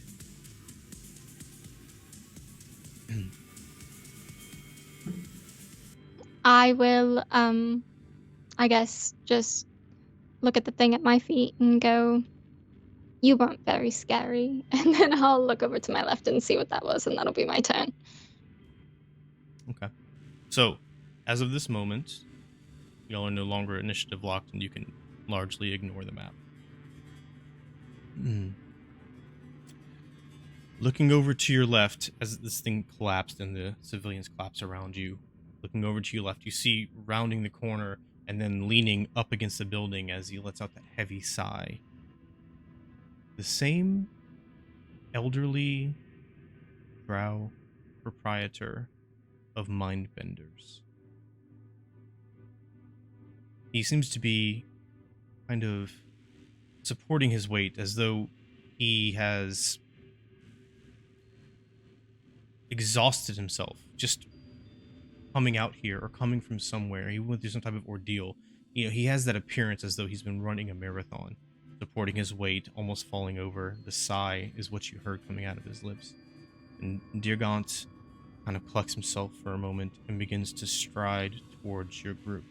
Now, you have 3 of these malformed civilians lying prone, motionless on the ground around you. Vavnai looks as though he's sleeping. What are y'all doing? Can we run over to Babnai and try to like shake him awake? Sure can. I was gonna say I like to go over to Vavnai and pick him up and put him back in my little baby sling for old man. But you don't want to check if he's okay first. Yeah, let's check first. Then we can put him in a sling. He's probably fine. Yeah, let's double check. Well, we saw the tendril like reaching out to him, make sure he didn't get touched. But Oh, yeah, you did say that. Angel. It was from his it was the whole thing. Let's find out what's So- going on with Babnai. as they're checking that, I want to go and start tying up those, like hog tying those civilians and putting them in a corner. Okay. All right. So, are multiple people trying to help Vavnai or just Mira? I thought it was Um, Ona and Mira. I can help as well if help is needed. Okay. Well, I was just asking for advantage purposes. So, if The answer is yes, because I'm poisoned, so please. Yes, I would be more than happy to look him over. all right. So, advantage medicine check from one of you, or both of you roll a medicine check, however you prefer. I can do the If- medicine. If Okay. I'm poisoned, You are does that still mean poisoned. the advantage goes away? Well, if Yeah, there's I'll 2 do that. others individuals doing it, your hands are shaking, you're overcome, you feel drained. Your Mira would know it's probably best to just kind of stay back and let them deal with it while you sort of go through whatever you're going through right now.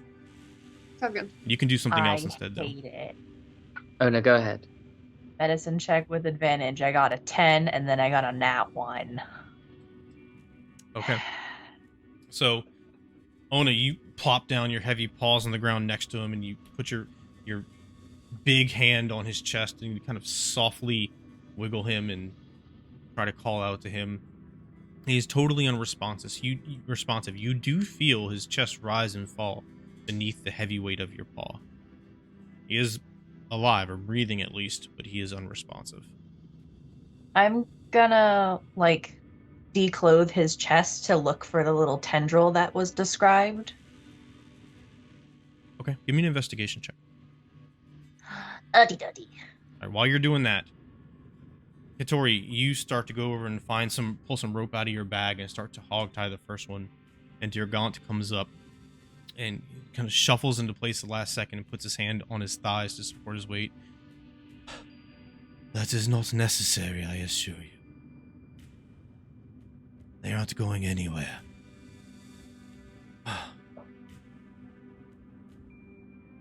Why not? What happened? What happens to them now? Have you seen this? I know of it. I will explain.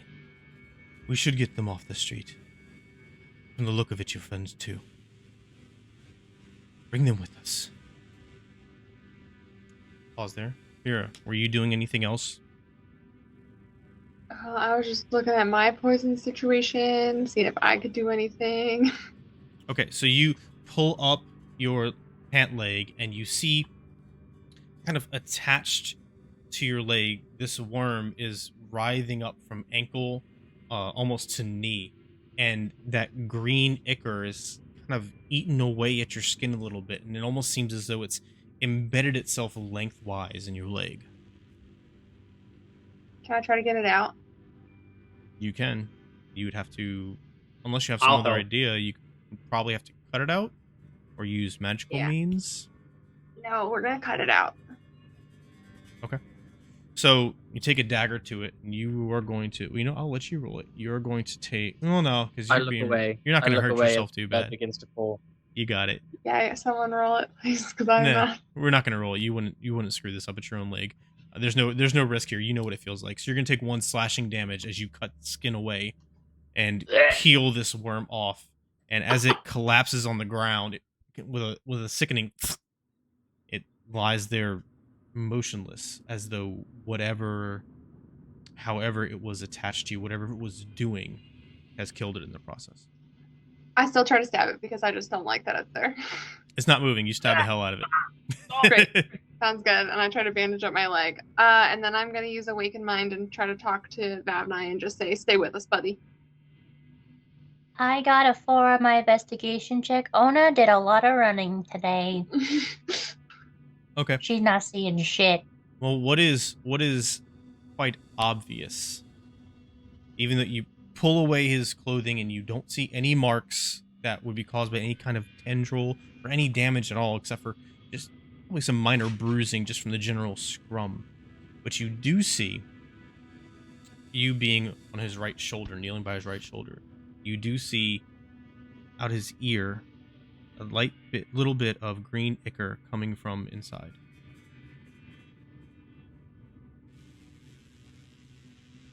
Can I look into his ear? You look down. I mean, it looks like an ear, but that green ichor is definitely either coming from or is residue left over from something going in to his ear canal. Does he seem to react at all when I try to talk to his head? Yes, I was coming back to you for that, and then we're gonna go back to Katori after this. You tell him to hang in there, buddy, and you hear the response. He is mine. Guys, there's a big issue. Katori, what are you doing?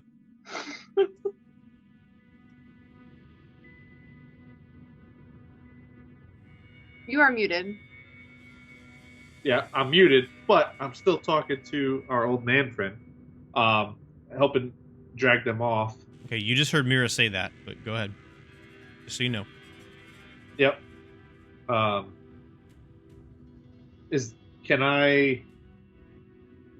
gonna ask him, can I try to get the worm out with that? Can I try to do the same thing I did to myself? I killed the worm while it was inside me. Can I do that to him? You can, yes. But be advised, if he is coma, then it has made its way into his brain. I think it did. And if that is the case, then there is no way to extract it, as it has melded with him. So you may damage his mind in doing so. Wait, do I recognize Tippy. the voice or no? What, Mira? This is the same guy we talked to in the 10, right? No, the one in Davnai's head. Do I Oh. recognize that voice Okay, at so all? the voice in Vavnai said you do not recognize, and Okay. the one that was just talking to Katori was Yeah. they're gone. Do I recognize the name Athuldus? Is that what he said? Dualdus. Yes. Yes. Do I recognize that name from my research? No, that name you would not recognize. All right. Well, when Mira says that, we got an answer out of the merchant. He said he worked for something named Athuldus. Can I try to say, "Are you a Thuldus?" with my head into Bavnai's head? I am what I am. That's not good. I want to cast protection from evil and good on Vavnai's brain. Vavnai's brain. Okay. Since he's already possessed, that just gives him advantage on any saving throws against the possession. Assuming it relates to a possession. Sure. So you reach out, cast it, you feel it penetrate the body, you feel it merge with his corporeal form. And there's no effect, at least not immediately. You hear respond to you, Mira. Why don't you come and find out who I am?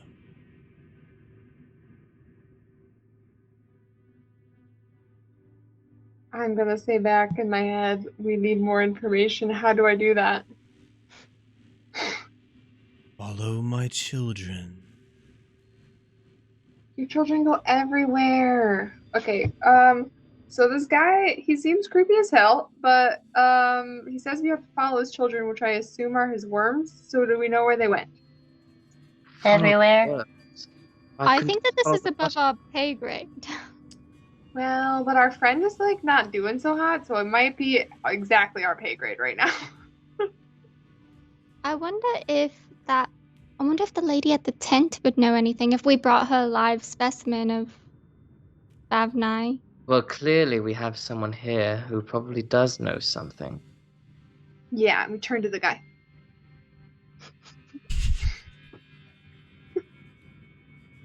He looks at you, all looking at him. Yeah. I believe that we are owed a bit of a conversation. Do you agree?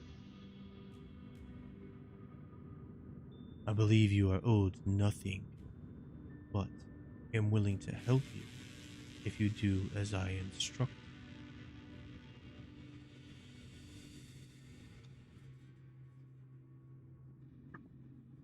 What I'm was just gonna look instructed around again? to see if I see any of the worms. No. He asked us to pull them off to the side. So I'm gonna continue to pull them off to the side, or at least And one I'm at a gonna time. Look So he- around for worms Okay, so or Mira. possessed people. Okay, yeah, Mira, you give me a perception check, and Katori, he was telling you to bring them kind of with him. Just to clarify. Oh. Yeah. Away from this area. 16. 16. Okay, so you start scouring around looking for either possessed individuals or worms. Katori is moving the... you grabbing Vavnai or one of the civilians? What are you doing? Well, Vavnai first. Okay, so you grab Vavnai under the arms and start pulling him. What is everybody else doing?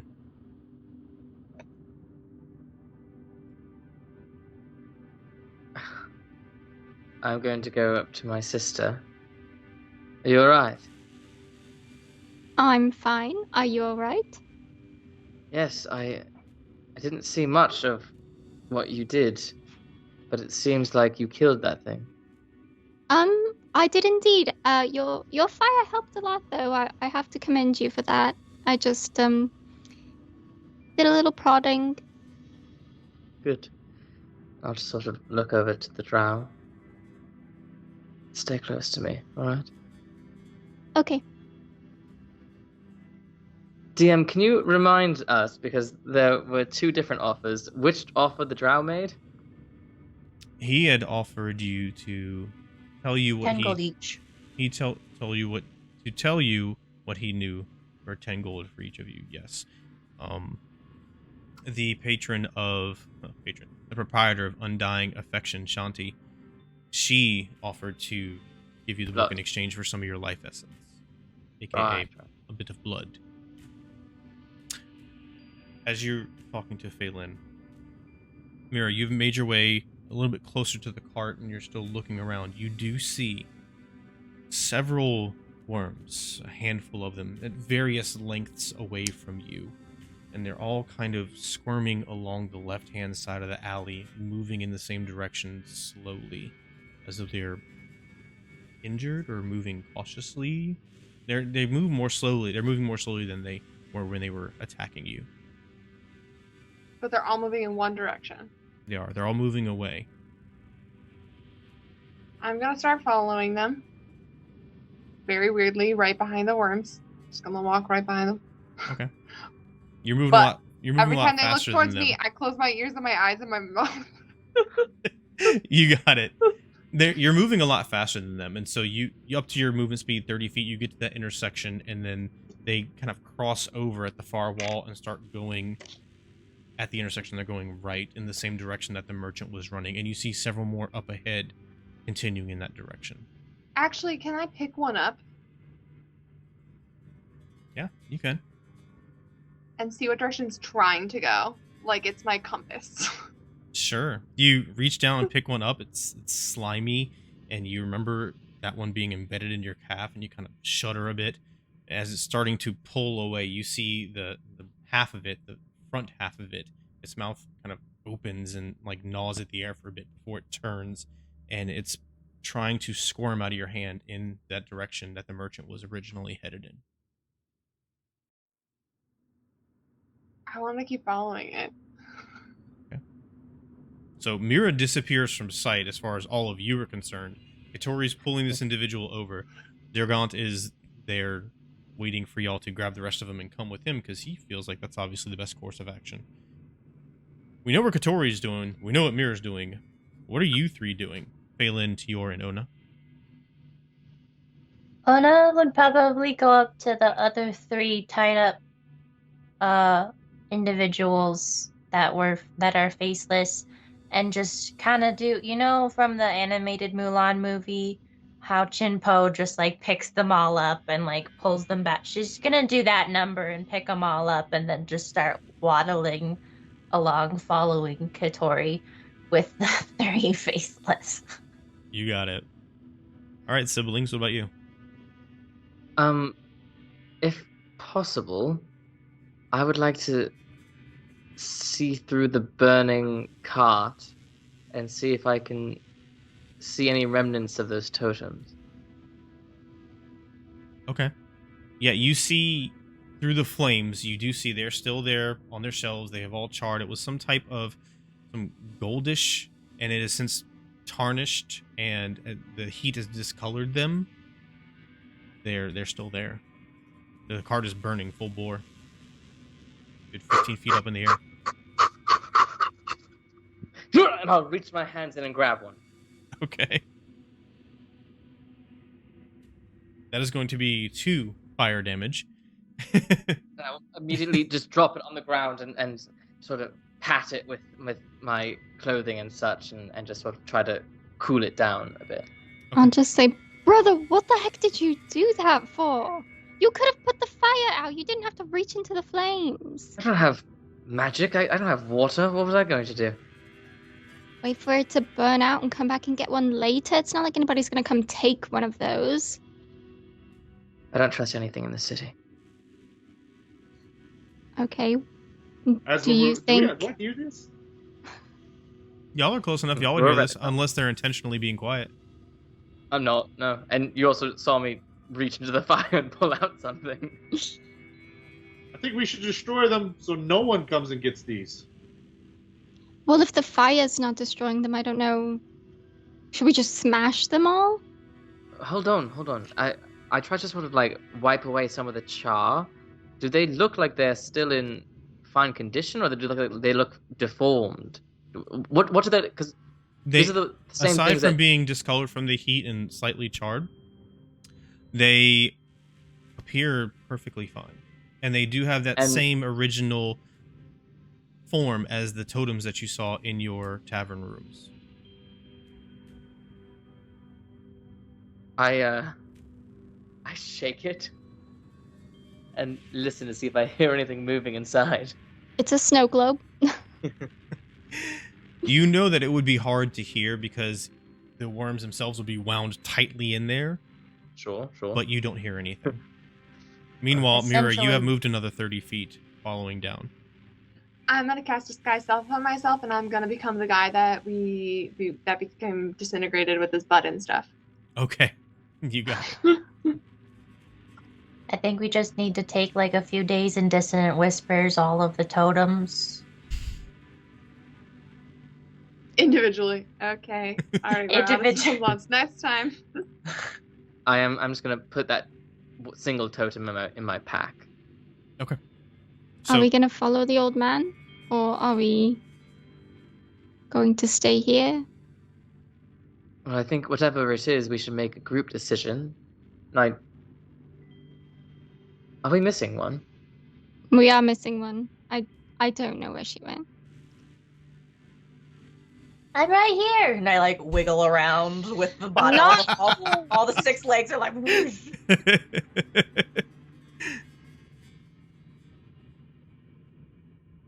Dumb question, but would we know where each other were with the bracelet thing, or no?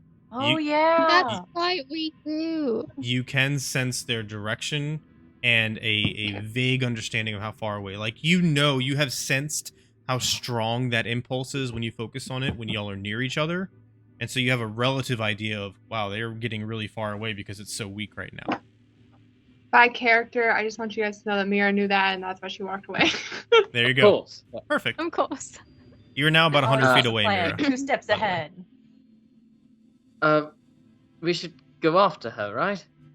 I mean, Surely. I don't want to leave her alone if she's out there with these worms, because I know we didn't kill all of them. Ona immediately drops all the bodies. Skulls crack. Yeah, right? Are they still unconscious? Mhm. Is there like any kind of wagon or anything? There's Around? there's Or something. yeah, there's several nearby Cart? carts. This is a busy bazaar area. There's carts, wagons, all sorts of stuff All right. within 20, 30 feet. Black Plague time. Stacking bodies in the cart, and I'm gonna pull the cart, and then all of you go. I'm gonna be with this guy. I'll go check Don't on need her. that. Please. I'm here to see this. Please.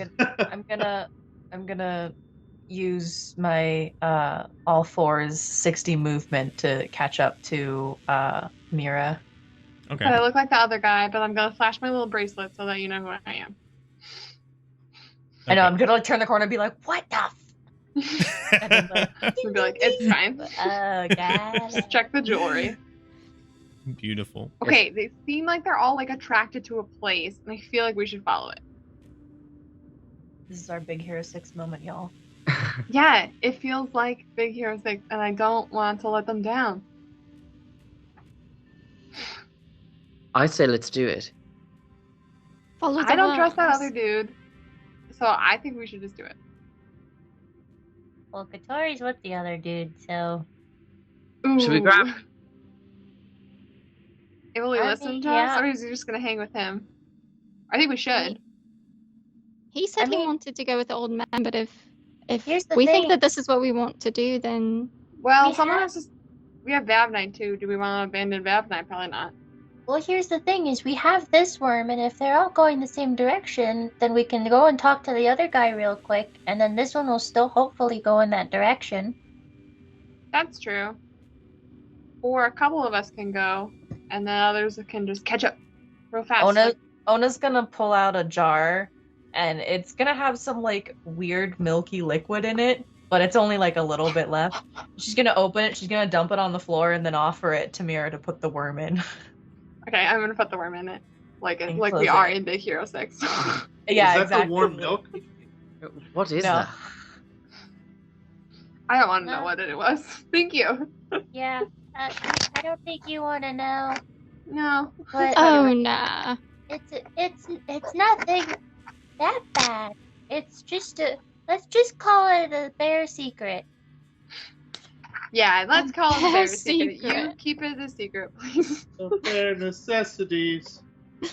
Is How it a bare slowly are the necessity? worms moving collectively? And how many do we see at this point?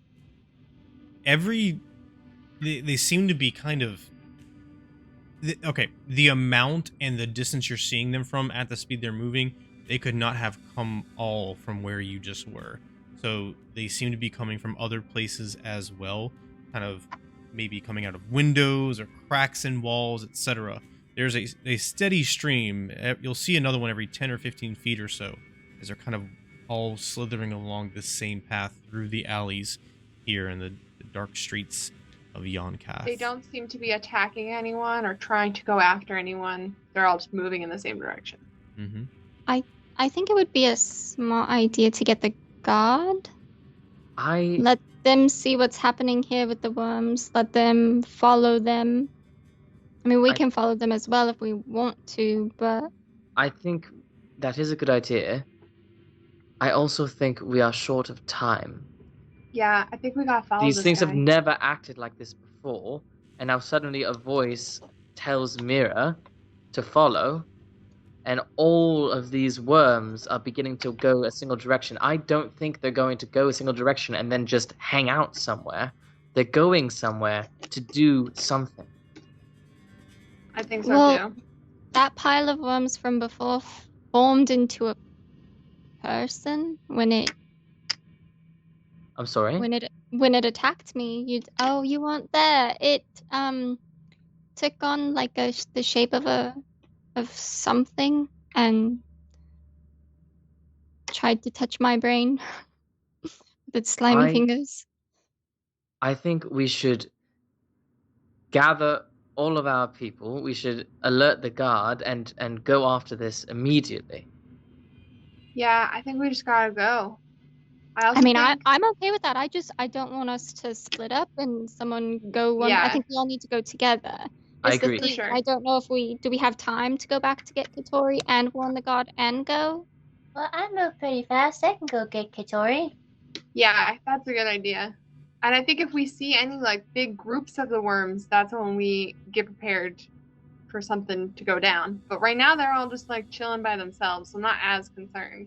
But do we want to risk another fight after we just got our asses kicked almost? Great. Exactly. Like So I know that let's we be need to follow sneaky. them.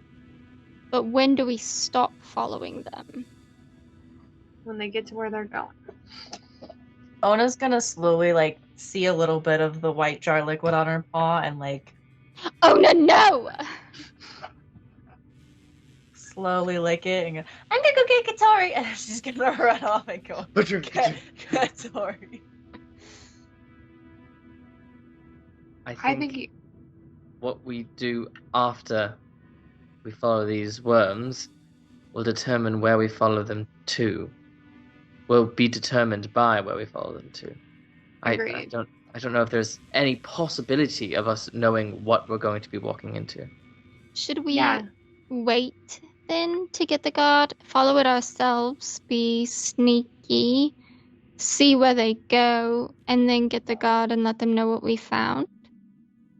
I think that's probably the best plan. Plus, they can track us, so if we really... It's true. Yeah. They wanted to find us, they can, but... I wish we had a way to use these to signal to them that we need them. Yeah, it'd be great if there was like a button. Maybe if we get there and then one of us takes it off, Did anyone they'll come find us. Did anyone Good see idea. Katori tell that guy to go get the guard? I didn't, certainly. No. I was busy being grappled. Valen, I think, would have been the only one that could have. Yeah. I can make a memory check.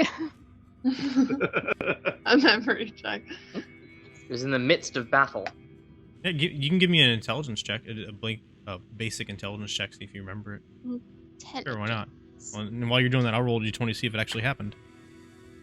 It did! Yeah, you did. It was a 12. You saw him.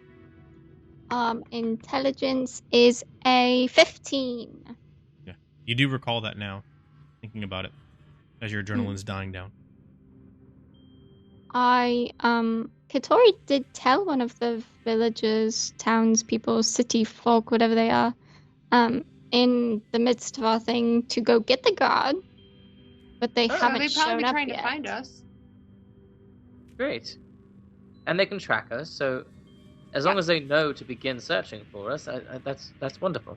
Well, at least to begin searching for something. I don't know if they know that we're searching for us, but Sure. Fair. But if all else fails, I'll just try to rip mine off, and then we can deal with the consequences of that. That's a great idea. okay. Oh Okay, no, you so- back yet? Well, I was gonna say, how long is all that going on? Because I want to talk to the other guy. I was gonna get to you. I was letting them die down, and I Yeah, wanted yeah. to confirm. Ona, did you actually break off to go get Katori? Yes, Okay. I would have broken off to go and get Katori. All right. So about 20 seconds or so after this starts, Ona, is when you would arrive. So Katori, you hobbling along with the cart, and the few people that are still in this area look at you suspiciously, and then like kind of go into the various buildings around you or into the tents. You come around the corner into the bazaar proper, and Dergant walks in front of you and kind of imposing himself, making himself larger as though to impress or intimidate or stave off any questions from the myriad of people here in the bazaar. You follow him, he brings you to his tent and closes the flap behind you, once again it becoming very, very dark. And as soon as he steps into the darkness of this tent, that exhaustion, that weakness that held him seems to rapidly dissipate, and he regains that almost uncanny vigor he had for someone who appears to be his age. He walks over to the right around the table and looks back to you. Oh, place them over there comfortably. I have to. I do so. You start doing that. I need to see if there's anything I can do. I never thought the Unformed would come here. And The who? The Unformed. Unfortunately. I was, never mind. And about this time, Ona, you would arrive. Big Boo! I came Ona. back.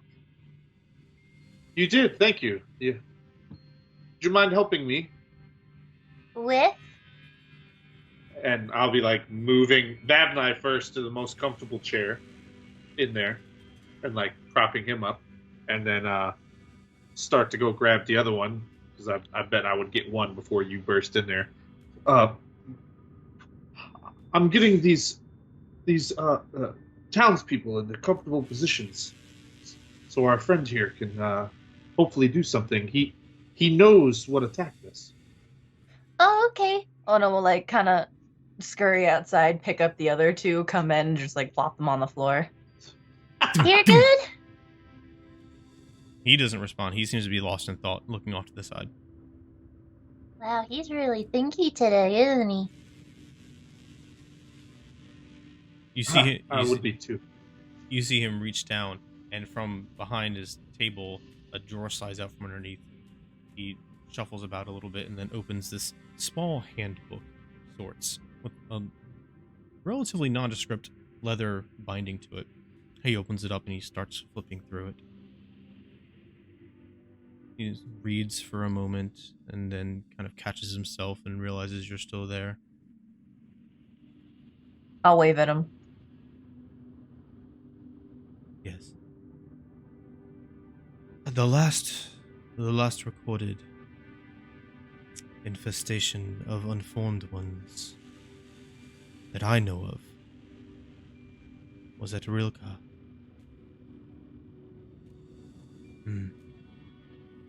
They shouldn't be here.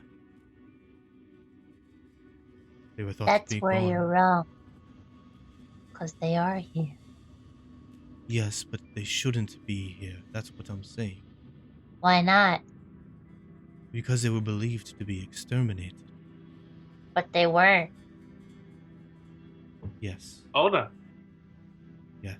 Yes? We're just gonna like smile, nod, like focus. Focus. Ona's gonna walk over to Vavnai and sit next to him. He's in a chair, so now they're about like they're gonna be closer in height, and Ona's just gonna be like slowly petting Vavnai while she's listening. All right. So after that happens, I'll be like, "Is there anything I could do to help? What is the next step?" I don't know anything about their larval stage. I just know what the adults are capable of. And if there is one or more of them here, then that is quite dangerous for Yonkat. And there's a good chance if they're already here, then they've already gotten all the low-lying areas. They wouldn't be so bold as to attack a city such as this without numbers on their side. That is how they've always operated before. So they're like deadly butterflies. Yes, in a manner of speaking. They infest their hosts and they transform them. They become more. They feed on psychic energy and the fleshy material of the mind. Then when they're done, they find another civilization and they spread. So what happens for people who don't have a whole lot in their brains? And Ona's gonna slowly look towards Vavnai. Then it is a relatively quick death. Oh, you mean, oh, him. Sometimes the body doesn't synchronize. It doesn't form a symbiotic relationship. That much we know. Typically when that happens, they stay catatonic like this until one of the more fully grown ones, transformed ones, the faceless ones, brings them back to whatever den they're inhabiting to feed upon. Oh, the den that they're probably going to, or the rest of the party is following all of them to probably go to right now? They know where the den is. No, but there's a bunch of worms that are crawling around going in one direction and attacking people, and we have one in a jar, and they're all going the same direction, so the rest of the party's following them. That's right, I came to come get you, Katori. They're all walking over that way. He looks back and forth between you, relatively shocked. They're going to the den right now. And Well, I'm like, I mean, if he says that there's a den and they're all probably going in one place, that's probably where they're going, right? so I'm almost dead. I know other people are hurt, and we're gonna go fight them right now.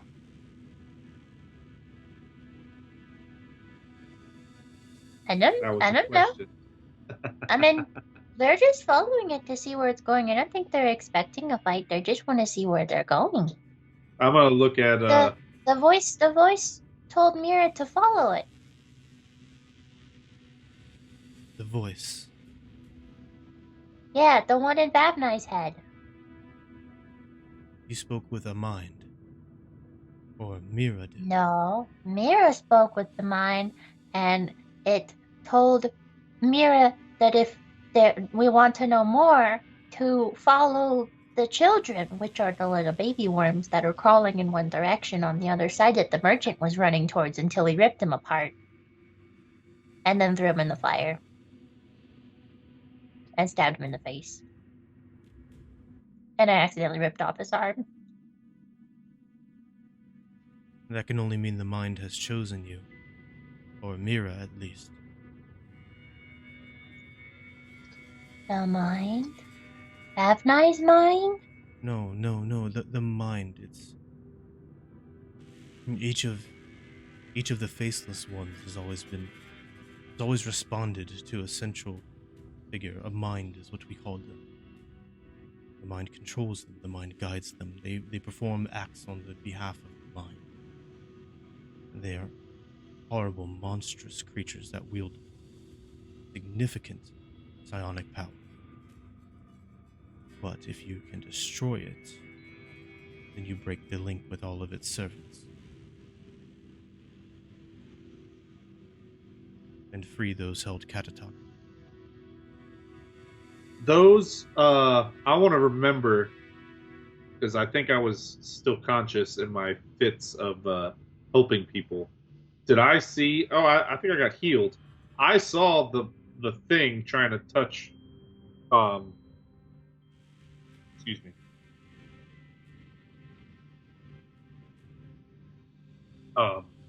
Right. I saw the thing trying to touch Fei Lin.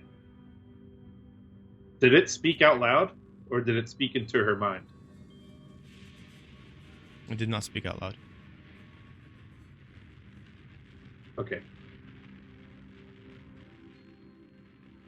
All right, never mind. I'm gonna hold that. Look, I don't know what the larvae are capable of or how to do anything else to help those that are currently afflicted.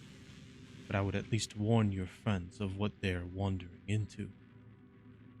I can do what I can, ask around the bazaar, attempt to help them in your absence, so that hopefully I can restore them before something happens to you. So, I guess I only have one more question. For my dear friend Vavnai here, does that mean that he's not in trouble since the mind worm thing was able to talk to Mira through his mind and connect it to the mind of Vavnai? They know he is held captive, mentally captive, and so he is an easy So- target for them to collect. He would need to be defended. But Oh, so I it'd am be willing better to if do we that. take him with us.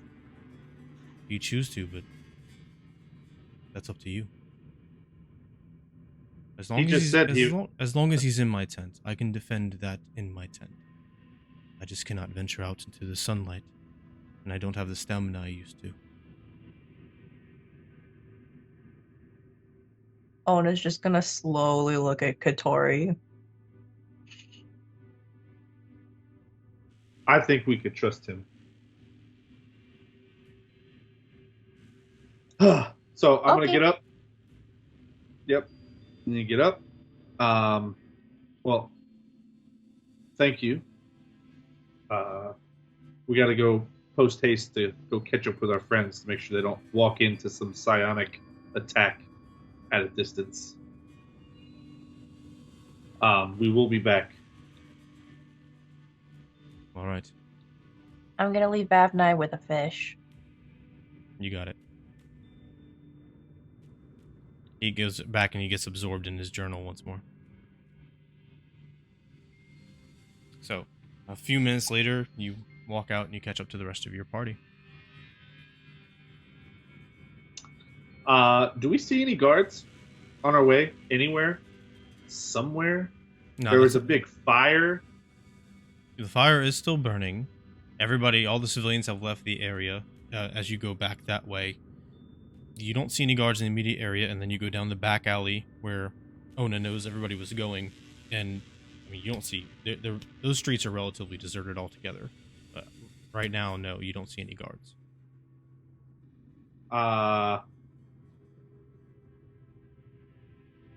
I would like to leave a note there.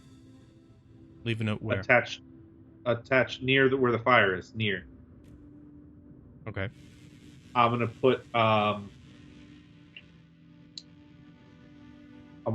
like my name since they know who we are, right? And then mind benders. This is a small note. I don't know how long it could be. I want it to be fairly quick. So Well, if they while he's doing that, I'm gonna take some of the unburnt dead worms and I'm gonna spell out on the floor in front of the cart, "You're welcome, YUR WELKM."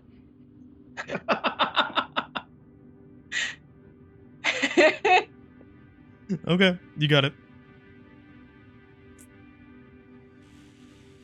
But yeah, so I don't. If it could be like a sentence, I'll put like. It can be whatever you want. The amount of time you take to make your notes, up to you. You just tell me what it says. Okay, the note just says, it says who I am. Says to go check with mind benders. There's a situation that the guard needs to be aware of. Okay. Is that it? Yeah. And to come help us. Yeah, that's it. Okay. You got it. All right. So, that all being done, you catch up to your party in the alleyway. They're probably I think y'all stopped about 200 feet away. You'd taken several turns before you stopped, and Ona went back. You're getting deeper into the back alley among these impossibly tall, dark buildings all around you. Did you all get lost? You were gone forever. No, we had to leave a note.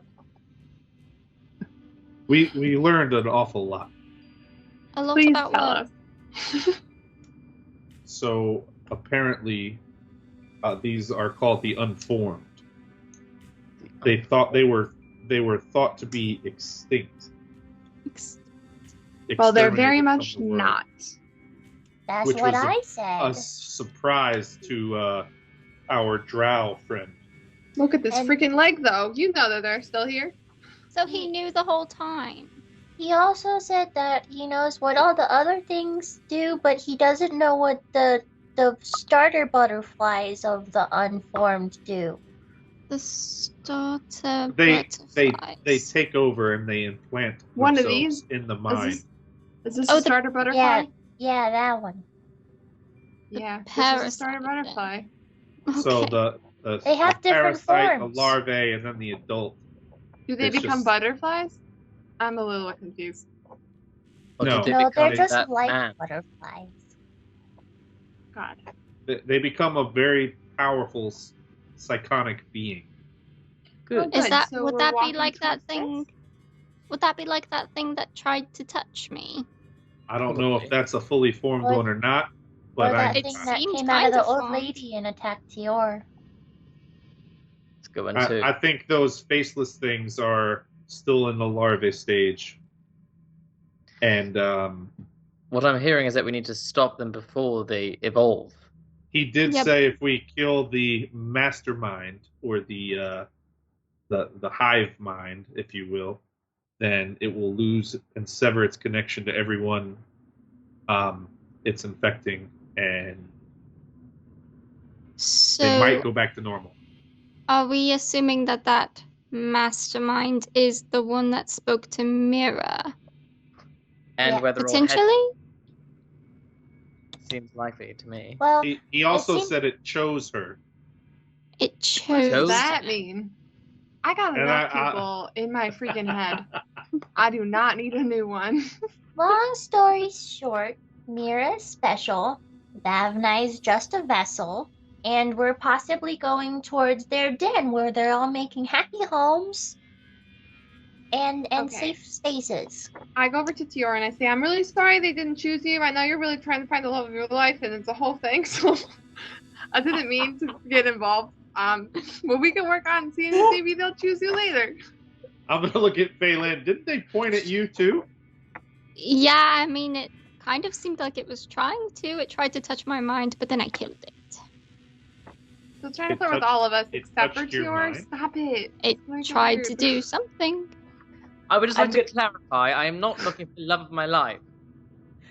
Well, if you Eh. find it along the way, that's not so bad. Yeah. I'm gonna go up to Tior and kind of like softly pat him on the head. If it makes you feel any better, the merchant guy before he died tried to throw a box at you, so you got picked for something. You got Yeah. picked first, buddy. You got picked first. Can we Okay. stop bullying my brother? Can we go No. kill something?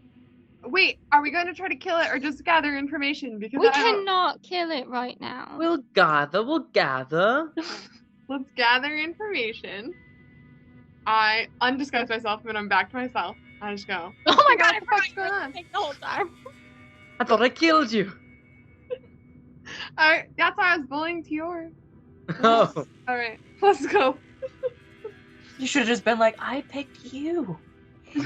We were flirting. You didn't feel that? You didn't feel that chemistry? alright, let's stealthily make our way. Why I would do you want my love stealthy. language? I'm holding the thing, seeing which direction it wants us to go. Stealthily with the worm. Yeah. Who needs Even though I find the can path see- now? Even though I can see all of the line, I'm still just double checking. You know, just gotta So- check our work. So do you think it can feel the worm that you're holding? I don't think it's very stealthy. Okay, I hold it lower to the ground and I keep using it. Everybody give me a stealth Maybe we check. should. Maybe we should put it on leash.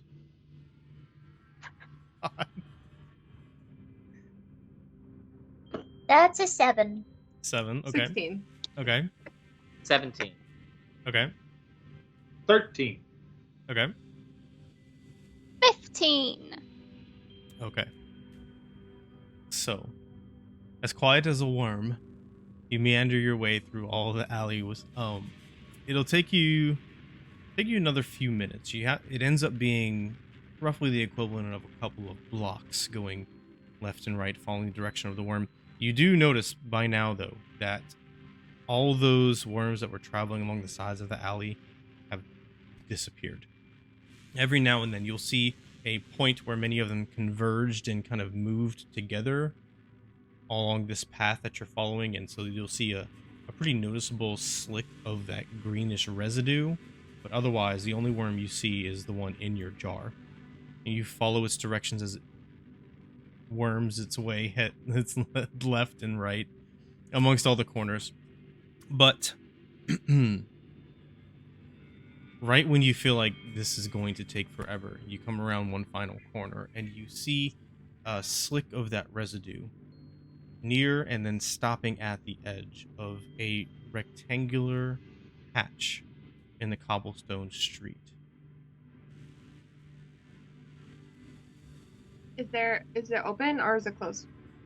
It's closed, but getting closer you see that residue seems to have... I really hate to keep saying wormed, because that's the only thing on my mind. Slithered.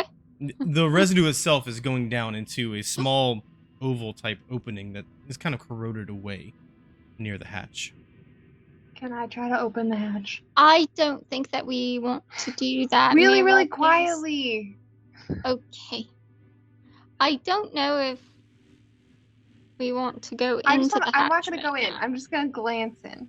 How I can see pretty bad far. are people looking right now? Because I feel fine. I'm a little bit ouchy, but I'm okay. Oh, I could take a couple hits. but- I'm spent. Like, Yeah. I am exhausted. I have no energy. I am not looking good. You don't have Let's any just energy to cast glance. spells? No. Ona's it. got like some blood dripping from her head. I feel fine.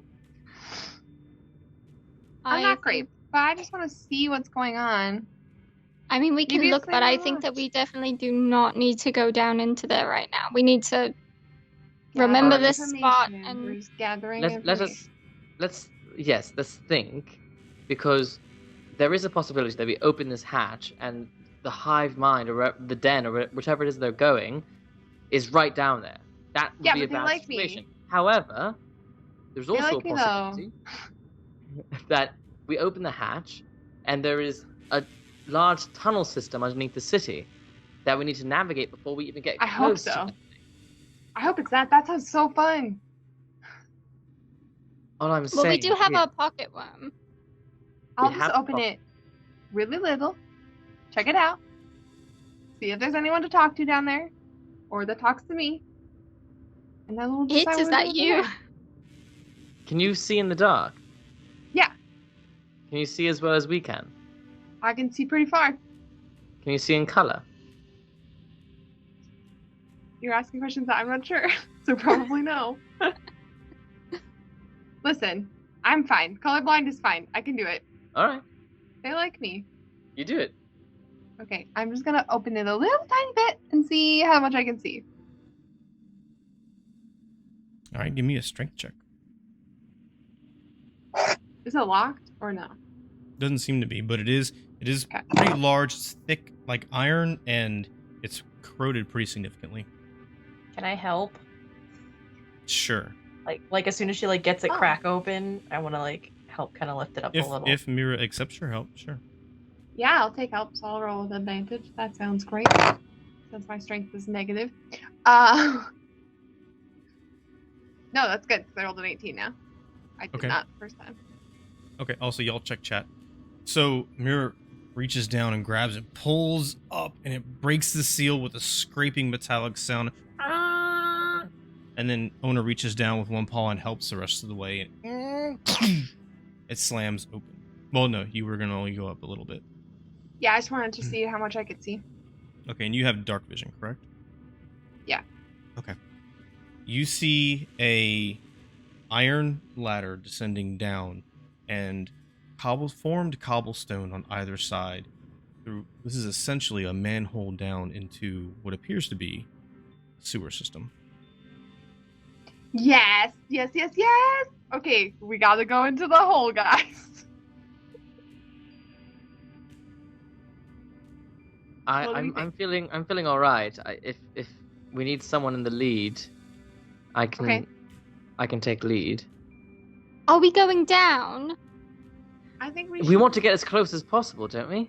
No, not until we're healed and better. What if we go down there and we get as close ambushed? as possible I think there's- for safety. I'm concerned that Fab Night has limited time and that we just gotta figure this shit out. At this point, do we hear any guards or anything coming our way? Give me a perception check. Perception. While she's doing that, I will bring up the fact that that it wasn't a complete. He didn't turn into a faceless thing, so it wasn't a complete transformation. It did not. Okay, but how long? It did not change. It didn't change him, so it didn't affect him. So in order for them to get Vavnai, they have to pick him up and bring him to the den. So he won't change just sitting there. So we shouldn't bring him to the den. No, we should not bring him to the den. That's what they want, apparently. Why?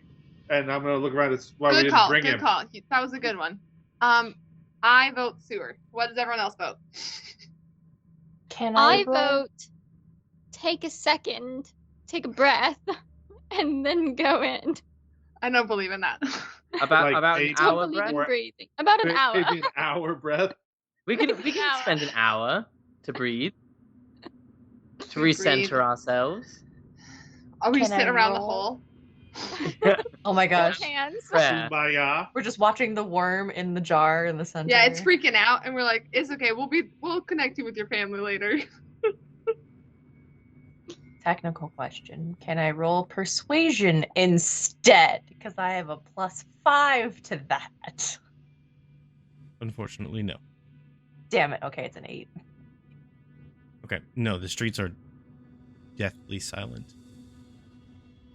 I don't know Everybody I about have an good hour. hearing. Do we think we have an hour that we can spare? I mean, whatever these worms are going to do, they're going to do it regardless of whether or not we go down there. If it's some, like, super big being that's like the mommy monster of these things, if we go down there, these worms are still gonna go to whatever it is. It's not like our presence is going to make them suddenly stop just because we're down there. That's fair, I guess. But I'm concerned. I think we should go. I vote. I mean, I want to see what's down there, but I don't want to die the second I step foot in there. I Fair. think we can spare an hour, but we certainly can't spare 8 hours. That's for sure.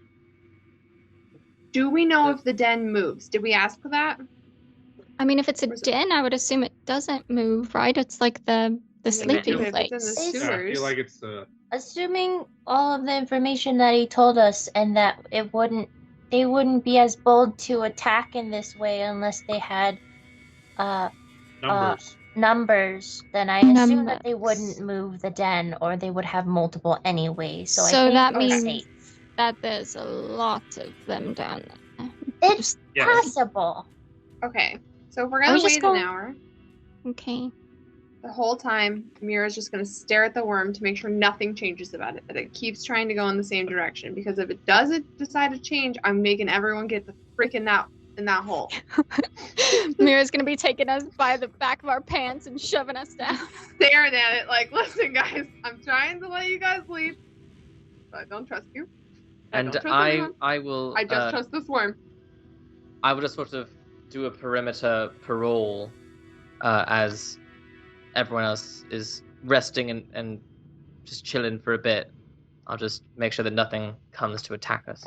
While Um, you're walking around, I'm gonna say, what should we name the worm? Larry. Larry the Worm. Done. So as all that's happening, I'm just gonna like kick back, get on some crates or whatever, and I'm gonna bring out my loot and I'm gonna start playing. If any of you know this, is the starting tune to Final Fantasy, like the and that's gonna be the Song of Rest. So anyone who wants to throw any hit dice, they get an extra 1d6 of healing.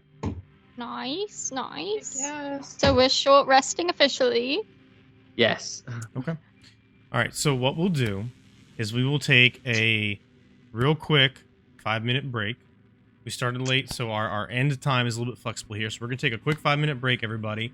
While they are short resting, we'll resolve that during the 5-minute break real quick. So y'all bio, y'all stretch, you invite your friends.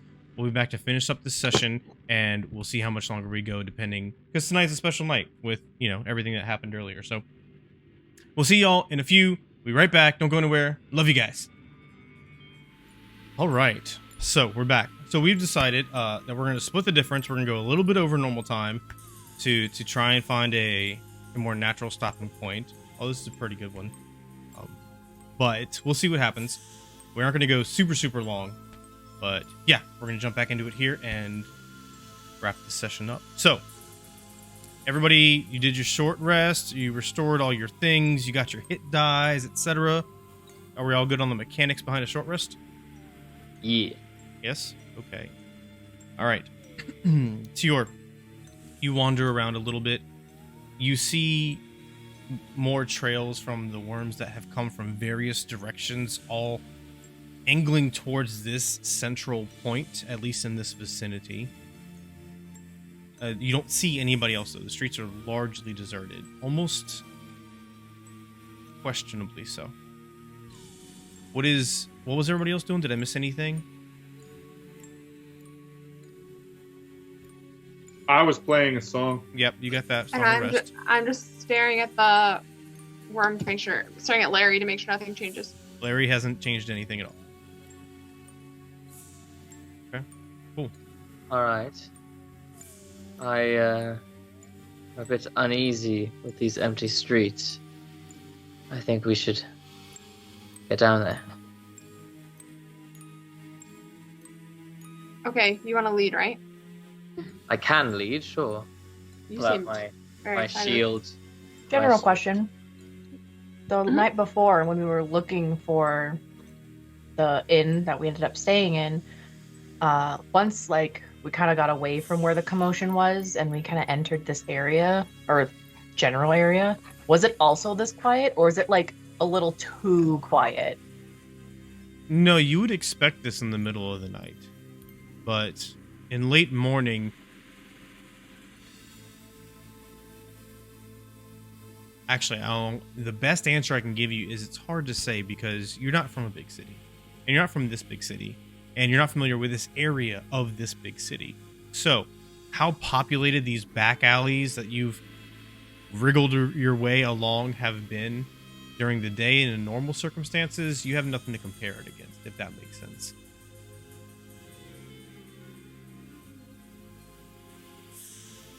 Okay. The scene is yours. Should Alright, we go in pairs of 2, perhaps? I If it's believe- big enough. I Like believe once it we get has to down be there.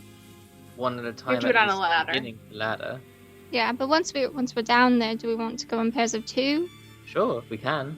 Yeah, two, and then I am the size of 2 people. All right, if Tior goes down first, I'm gonna go after him. I'll go after Mira. I'll not be last. I'll go Oh. last. And I will begin my descent. Okay, so Does the I'll hold polar the door bear fit through open. the hatch? yes, the polar bear does fit through the hatch. So It's are we, squeezing. It's tight, but yes. are we still stealthy, or are we going for a fight now? Stealth, for sure. Stealthy. And then Okay. I'm gonna yell up to Ona to close the door behind us. Okay, so stealth checks for everybody. And also, you all keep in mind your character's senses. So when I describe things, if I describe them in color, unless you have a light source, okay, the only people that can see that color are Phelan and Tior, right? Mira, you can see in shades of gray. Hitori, you have dark vision? I think you do, right? I Yeah. do have dark vision. So use She and Shades of Grey as well, and Ona, you're literally blind unless you produce light. You can't see the hand in front of Nope. your face. I'm going with sound and scent. Also, I rolled a nat 20 for stealth, so that's a 21. Nice. I'm I going to be rolled the a- quietest bear. I rolled a 12. Okay. I also rolled wrote a 12. 13. 12, 13. I Okay. rolled a 17. Nice. All right. So, you're leading the way down. You climb down, it's probably 15 or so rungs on this ladder, and as you step down, the solid paved surface beneath you, it feels very damp in here. It really doesn't smell too bad. There's a little bit of a breeze that continuously blows through for some strange reason. Maybe just the dynamics of the sewer system itself. Maybe they're well made. There is smaller channels towards the center of the tunnel where the water and the refuse pour through. Looking in, the walls and the floor are damp. So you would need to give me a perception check to see anything within your shade sight range. Follow here on in. Or a survival check if you prefer. Take your modifier. I do prefer. It's still a 5. And seeing that I see nothing, I'll just turn to Mira. Can you bring Larry? I look at Larry. What's Larry doing? He is pointing in. If you were to come down the ladder and then turn immediately to your right, he's trying to move in that direction. Almost as though you're going back underneath the street you just came on to an intersection in the tunnel. Seems like we should go that way. Okay. Okay. So y'all are going to continue following Larry? Mm-hmm. Okay. So you make your way through these tunnels beneath the streets of Yonkath for a good half hour or so, following your way, making sure you don't get lost, trying not to step in any of the nastiness that is there. Every now and then you have to kind of stop because you think you hear footsteps or muttered voices or whisperings or something else. You're not really sure if it's an external influence or if you need to chalk it up to your nerves.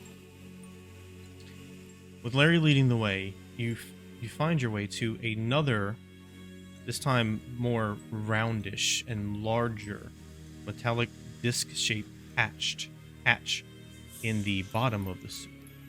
It has a handle on it as though it will rise up, but now Larry is attempting to worm down towards it. I will attempt to pull it open. I did not think that there were levels to this sewer. There's a city in a city in a city, guys. Get ready. I didn't think there were evolutions to the worm, but the city keeps surprising me. I do want to ready in action at Okay. all times as we're going through. So if we get into a sticky situation where basically right before we get either attacked or pounced on, or if we're seen and stealth is broken, if stealth ever gets like totally broken, We can't be surprised. one, you can't be surprised because of me anyway. But then two, I would like to cast dancing lights. I want to hold dancing lights since we're being stealthy right now. Okay, so ready actions don't work like that. You can't just sustain it forever. And the reason being, somewhat mechanical, but it also logically makes sense. If you're always ready to do something, that heightened state of being ready in that moment will start to wear down over time. So we would just have to resolve that through initiative as normal. Okay. Like, for example, you can't say, well, there really isn't any point in saying, I'm going to go through this dungeon and I'm going to have my bow up and I'm going to shoot the first hostile thing I see.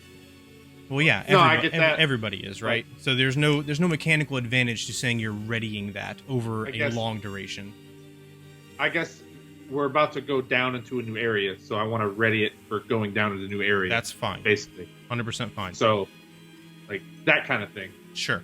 Okay. Yeah. I Question thought about- long-term. Go ahead. Question about the guy. Question about the hole guy. Is there a hole again where worms were going through, like we had over there? Give me an investigation check with disadvantage because everything is wet and viscous down here. So the trail you were tracking before would be really hard to see here. 8. There are small openings here, there, whether it's in the walls or around this, or even in the top of this very covering. It's very possible that they could have, especially because they can get so small. It's very possible they could have gone through there, sure. But you can't see anything, obviously, that informs you of that. Okay. Mira, will you help me lift this? Yeah. Give me a strength check. Thank you for your help, Dirty 20. Beautiful. All right, so it takes both of you, and your hand slips several times. Mira, you have to put the jar down to get a good grip. And both of you, with both arms, slowly raise it up. Before its weight carries it over, and it rests comfortably against the wall behind it. I Immediately, quickly pick up Larry. pick up Larry quickly, and as y'all look down, you see another ladder. This one, more brass-colored, and largely untouched, undisturbed, uncorroded. Looks like it's pretty good shape. Descending down into the darkness. It's a good 20 feet down to the next bottom. Okay, so you descend down, and as you get to the bottom, Tior, a lot of the dirty water, the gray water above, is filtering down into here, and it almost seems as though this sublevel is kind of like a catch basin for the overflow from the sewer level above. So when that rises too much, it overflows down into here, and this water is significantly more stagnant. It's foul. There's a lot more debris down here. And you are standing in, instead of a cobbled tunnel, you're standing in what is essentially a large 10-foot diameter bronze tube, a pipe, as you step down into the murky water. Gross. This is disgusting. Why did I let you convince me to come down here? I don't know what you expected in a sewer, Phelan. Larry Oh, I convinced didn't think it us. would be so gross. So Okay, where does Larry want to go? everybody makes their way down. Yes. So, Tior in the lead, you all make your way down and look ahead. You see the bronze pipe up ahead, maybe 20, 30 feet, splits in two different directions. As you approach this, mirror comes up. What is everybody's passive perception? 10, baby. 10, 10, Well, 11. 11. Okay. you heard me? No, what was yours? 12. I rolled an 18. So, just so you know. You come up to the split in the pipe, and Tior waves Mira forward, and you come forward, Mira, and you look at Larry. And Larry is pulling to the left. As you start to show Tior and head in that direction, from behind you, echoing throughout the pipe, you hear a doom! As the hole that you just descended down into the pipe gets slammed shut and latched. I cast armor. Was that what of I think that Agathis. was? Did There's we no just way to get- go but to keep watching Larry. Let's go. Did Oh, no, we did just you get close the locked door? down here? Listen, a sewer probably has multiple ways back out. I think Larry will help us. I did not close the door. No one told me to close this door. All right. Oh no, just keep a check on our. You hear a Ah. metallic. A gun? Everybody roll a d20. That was a very bad metallic ratcheting sound. 17. 12. Also, did Joey hear that I casted armor of Agathis on myself? You got it. Okay. I got a 10. Oh. Wait, what are we rolling? Sorry. Just Just a blank D20. d20. Okay, I got got a nat solid 20. 3. Okay. So, Can I use my my thingy for it, where you roll the other 20? Or Sure. wait, I have my birthday inspiration. Yeah. I have my birthday inspiration. I'll use my birthday inspiration to try and roll another 20. Okay. Nope, not better. I will let you pick which one you use, because with a random d20 roll with me, higher isn't necessarily always better. Yeah, that's true. Did everyone else get higher? Well, I got 17. I got I a got 12. Okay, a nat I'll 20. I'll pick my 8. Okay. It was between an 8 and a 10. I'll pick my 8. So you hear this metallic ratcheting sound. This portcullis slams down in between you, bisecting the intersection into two. If you rolled over a 10, an 11 to 20, you are on the north side of the gate. 10 and lower, you are on the south side of the gate. This bronze metallic portcullis with small 6-inch wide holes now divides you two from each other in the pipes deep beneath the city of Yonka. At least we have Larry. Yeah, we got Larry, so ha! Fuck. Larry is trying to go in the direction of the other group. Well, Sweet. he's stuck with us, so... I will. Assuming that I also know this information. Oh no, we'll scream because there's holes in the tube, right? So we could like talk to each other. The portcullis, yeah, there's holes. I'll just scream. Larry wants to go your guys' direction, so you guys go that way and we'll find our way around because we have Larry. As she finishes talking, you hear over the slight burbling of the gray water the eerie, echoing sounds of heavy, leathery wings beating the air up ahead. On which side? And that's where I we're going to don't- end tonight's session. We're in the Find out cage. next We're time. in the cage. We're in the cage with the giant bird. A giant bird if we're lucky. We're lucky. A I'm dragon. just focused on more my like. bestie, Larry, okay? I don't know how many Oh, birds Larry you know and with dragon. leathery wings. Never doubt the worm. Maybe it's just a bat. Maybe it's Yeah, just a it's bat. just a Oh, big maybe. sleeping A bat. whole bunch of mosquitoes. Maybe they Yeah. have that the inn that we stayed in. Maybe this is just like one of their like secondary locations. Right. But it's secret. It's for underground people who are in They hiding. You know. that we're It's a trying to sleep speakeasy. here. That's it. Yeah, instead of feathery wings, it's We're leathery fine. wings. Exactly. It's their BDSM club. Shout We're out gonna to die. the two people who raided us earlier, by the way. Blue Fire Phoenix and Drake Takes. Thank you guys for the raids if you're still around. I am definitely going to get to those. Give me 1 second here. Do-do-do. Okay, so maybe we shouldn't have trusted Larry, but I like him, so... I mean, Larry got us far enough. We just kind of fucked ourselves over. So I- is it Tior, Phelan, Katori on one side? Is that Yes, what it is? yeah. Yeah. And, And then Mira, Larry, and Mira, Larry... Anna on the other. Larry's I think our, we have the more OP mascot. team. Yeah, Gotta be for sure. honest. No question. We got Larry. I am still drained of energy, but Ona is also Ha, ha, blind ha, right now, ha. so that's helpful. Nice sewer pun. It's true.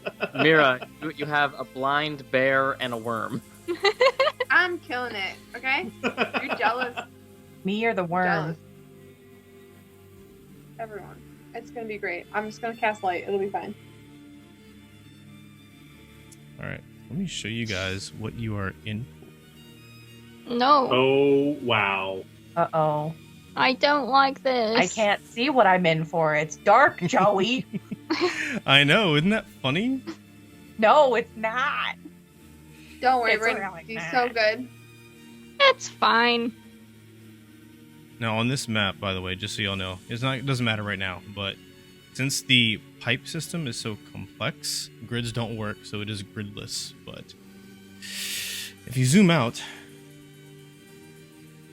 a little bit of a You ways. see more nothing. Yeah, you have a little bit of ways to Jeez. find your way. All right, so We're gonna find our way. that being, of course you will. I have faith. So that all being said, oh, all right. Let me. Happy Halloween, everybody! Happy Halloween. Happy Halloween! Oh man! All right, so Happy Halloween. happy Halloween! Wait till I cast light on that worm, and then all of a sudden it's crazy. Let me change. You mean a glowworm? this I up. thought about it earlier, and then I was like, I don't know what it's gonna do. But now, Glowworm Get ready. Larry. All right. Larry got his glow up in a Let- sewer. Let me do what I do. Let me find somebody to raid if there is anybody. Then I'll give shout outs to all of our amazing supporters tonight. And you guys say something about the session to keep the audience entertained while I do this, please. I think I'm really gonna cast light onto the worm though. For real. I think that's the move. That's how Do we're it. starting the next session. Get prepared. Do it. Glowworms, baby. All Also, I love that gravy. Jody was like, "There's gonna be a spot where we can stop." Oh, you mean immediately when we get trapped with a dragon or something? I got it. It's just a bat. One bat. I'm Look, super guys, excited. the pipe is so thin. It can't. If it is a dragon, it can't be that big of a dragon, right? That's true. It's a tiny we're thing. It's a fine. pseudo dragon. Wervin. It's a wervin. It's the baby A dragon. worm. It's actually the butterfly that Ona was talking about earlier. It's just a butterfly. It's one of those It's a brand new sewer dragons butterfly. from Fizbin's Treasury of Dragons. Oh, no. And now, and beyond. Ah, man. I want to know how close I was to dying. Honestly. You had 2 successes and 1 fail. Really? Even though I did it twice. Really, really, Whoop, really, You're really, right, really. You know? I want Oh, to you know gotta what's going to push the happen to envelope. Vavnai when he comes back next week. He's gonna be trapped in his own mind with a worm. Yeah, we're gonna have to figure that one out. Assuming Josh can make it next week. I hope he can. Aylin is just gonna want to take a bath after this. She's gonna be like, "Get me to the nearest hot bath." Phelan's going to have a lot of needs to take baths, I feel like, this entire campaign. That's just the whole. The You've whole already plot had is like just 1 or Phelan being 2. like, but where's the bath? I feel dirty. Oh, man. Eventually, he's gonna start going in fountains. It's gonna be a whole thing. I am the summer fairy. Spring. Bring. Also, now I think we have to have a fire every single campaign, every single session. There has I to be agree. one fire started. Yeah, that we're turns 2 for into a 3, mass right? fire. Yeah, Yeah. exactly. It needs to be a thing. Totally needs to be a thing. Yeah, all we do is just burn everything up wherever we go. That's It's gonna great. be our group name. Our group name's gonna be the Pyromaniacs.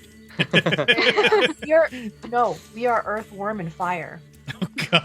Oh. There you go. There we go. Done. Please They're the fire don't. fairies. Please don't make me say that over and over again. We are Good. through the We're fire the and the fire. flames we carry on. That is the name. Grrr. Oh, Force all right, dragon. everybody. Thank you. Apologize for the late start, but we made it. It all worked out. Got through a good chunk of material tonight. Things went a little bit different than I planned, but that is the joy. Thank you, players, for being so patient and flexible. Everybody, if you enjoyed tonight's session, please consider subbing or gifting subs. I'm going to thank everybody who supported us tonight, but please, subscriptions and spreading the word are absolutely critical, and we really, really appreciate that. We're going to see what kind of mess these people got themselves into next week, so make sure you're here for that and bring some friends along with you. We also have a Patreon. If you are not a fan of giving your money to Twitch, check it out there, and you can also get exclusive content instead of Twitch perks. Totally your call. But we have that as well, and please don't forget Extra Life. If you have any extra change, throw it to the Children's Hospital in New Orleans. It would be very, very much appreciated.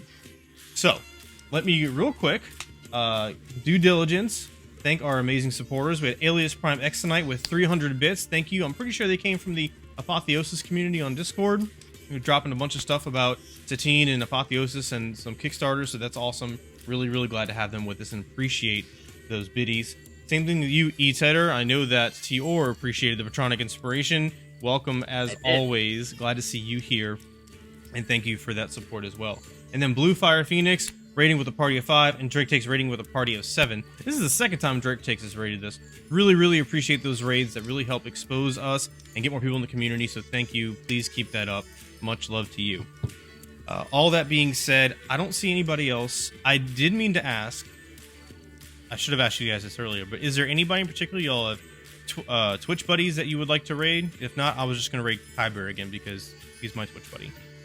Anybody? I mean, in they particular? don't really need it, but Critical Role is currently live. Yeah, we're not gonna raid Critical Role. Okay, we'll raid Kyber, and then in the future we'll try to spread the love around a little bit more. I'll try and make some more connections, and so will we. So be sure to join that raid. I'm gonna key that in now. Make sure you click join the raid. It'll go in about 15-20 seconds or so when I click to go. But anyways, thank you all very, very much. Thank you for your patience. We hope to see you next week or in between then on Twitter, on Instagram, you name it, we're there. All right. Much love, everybody. Happy Halloween. We'll see y'all next week. Take care.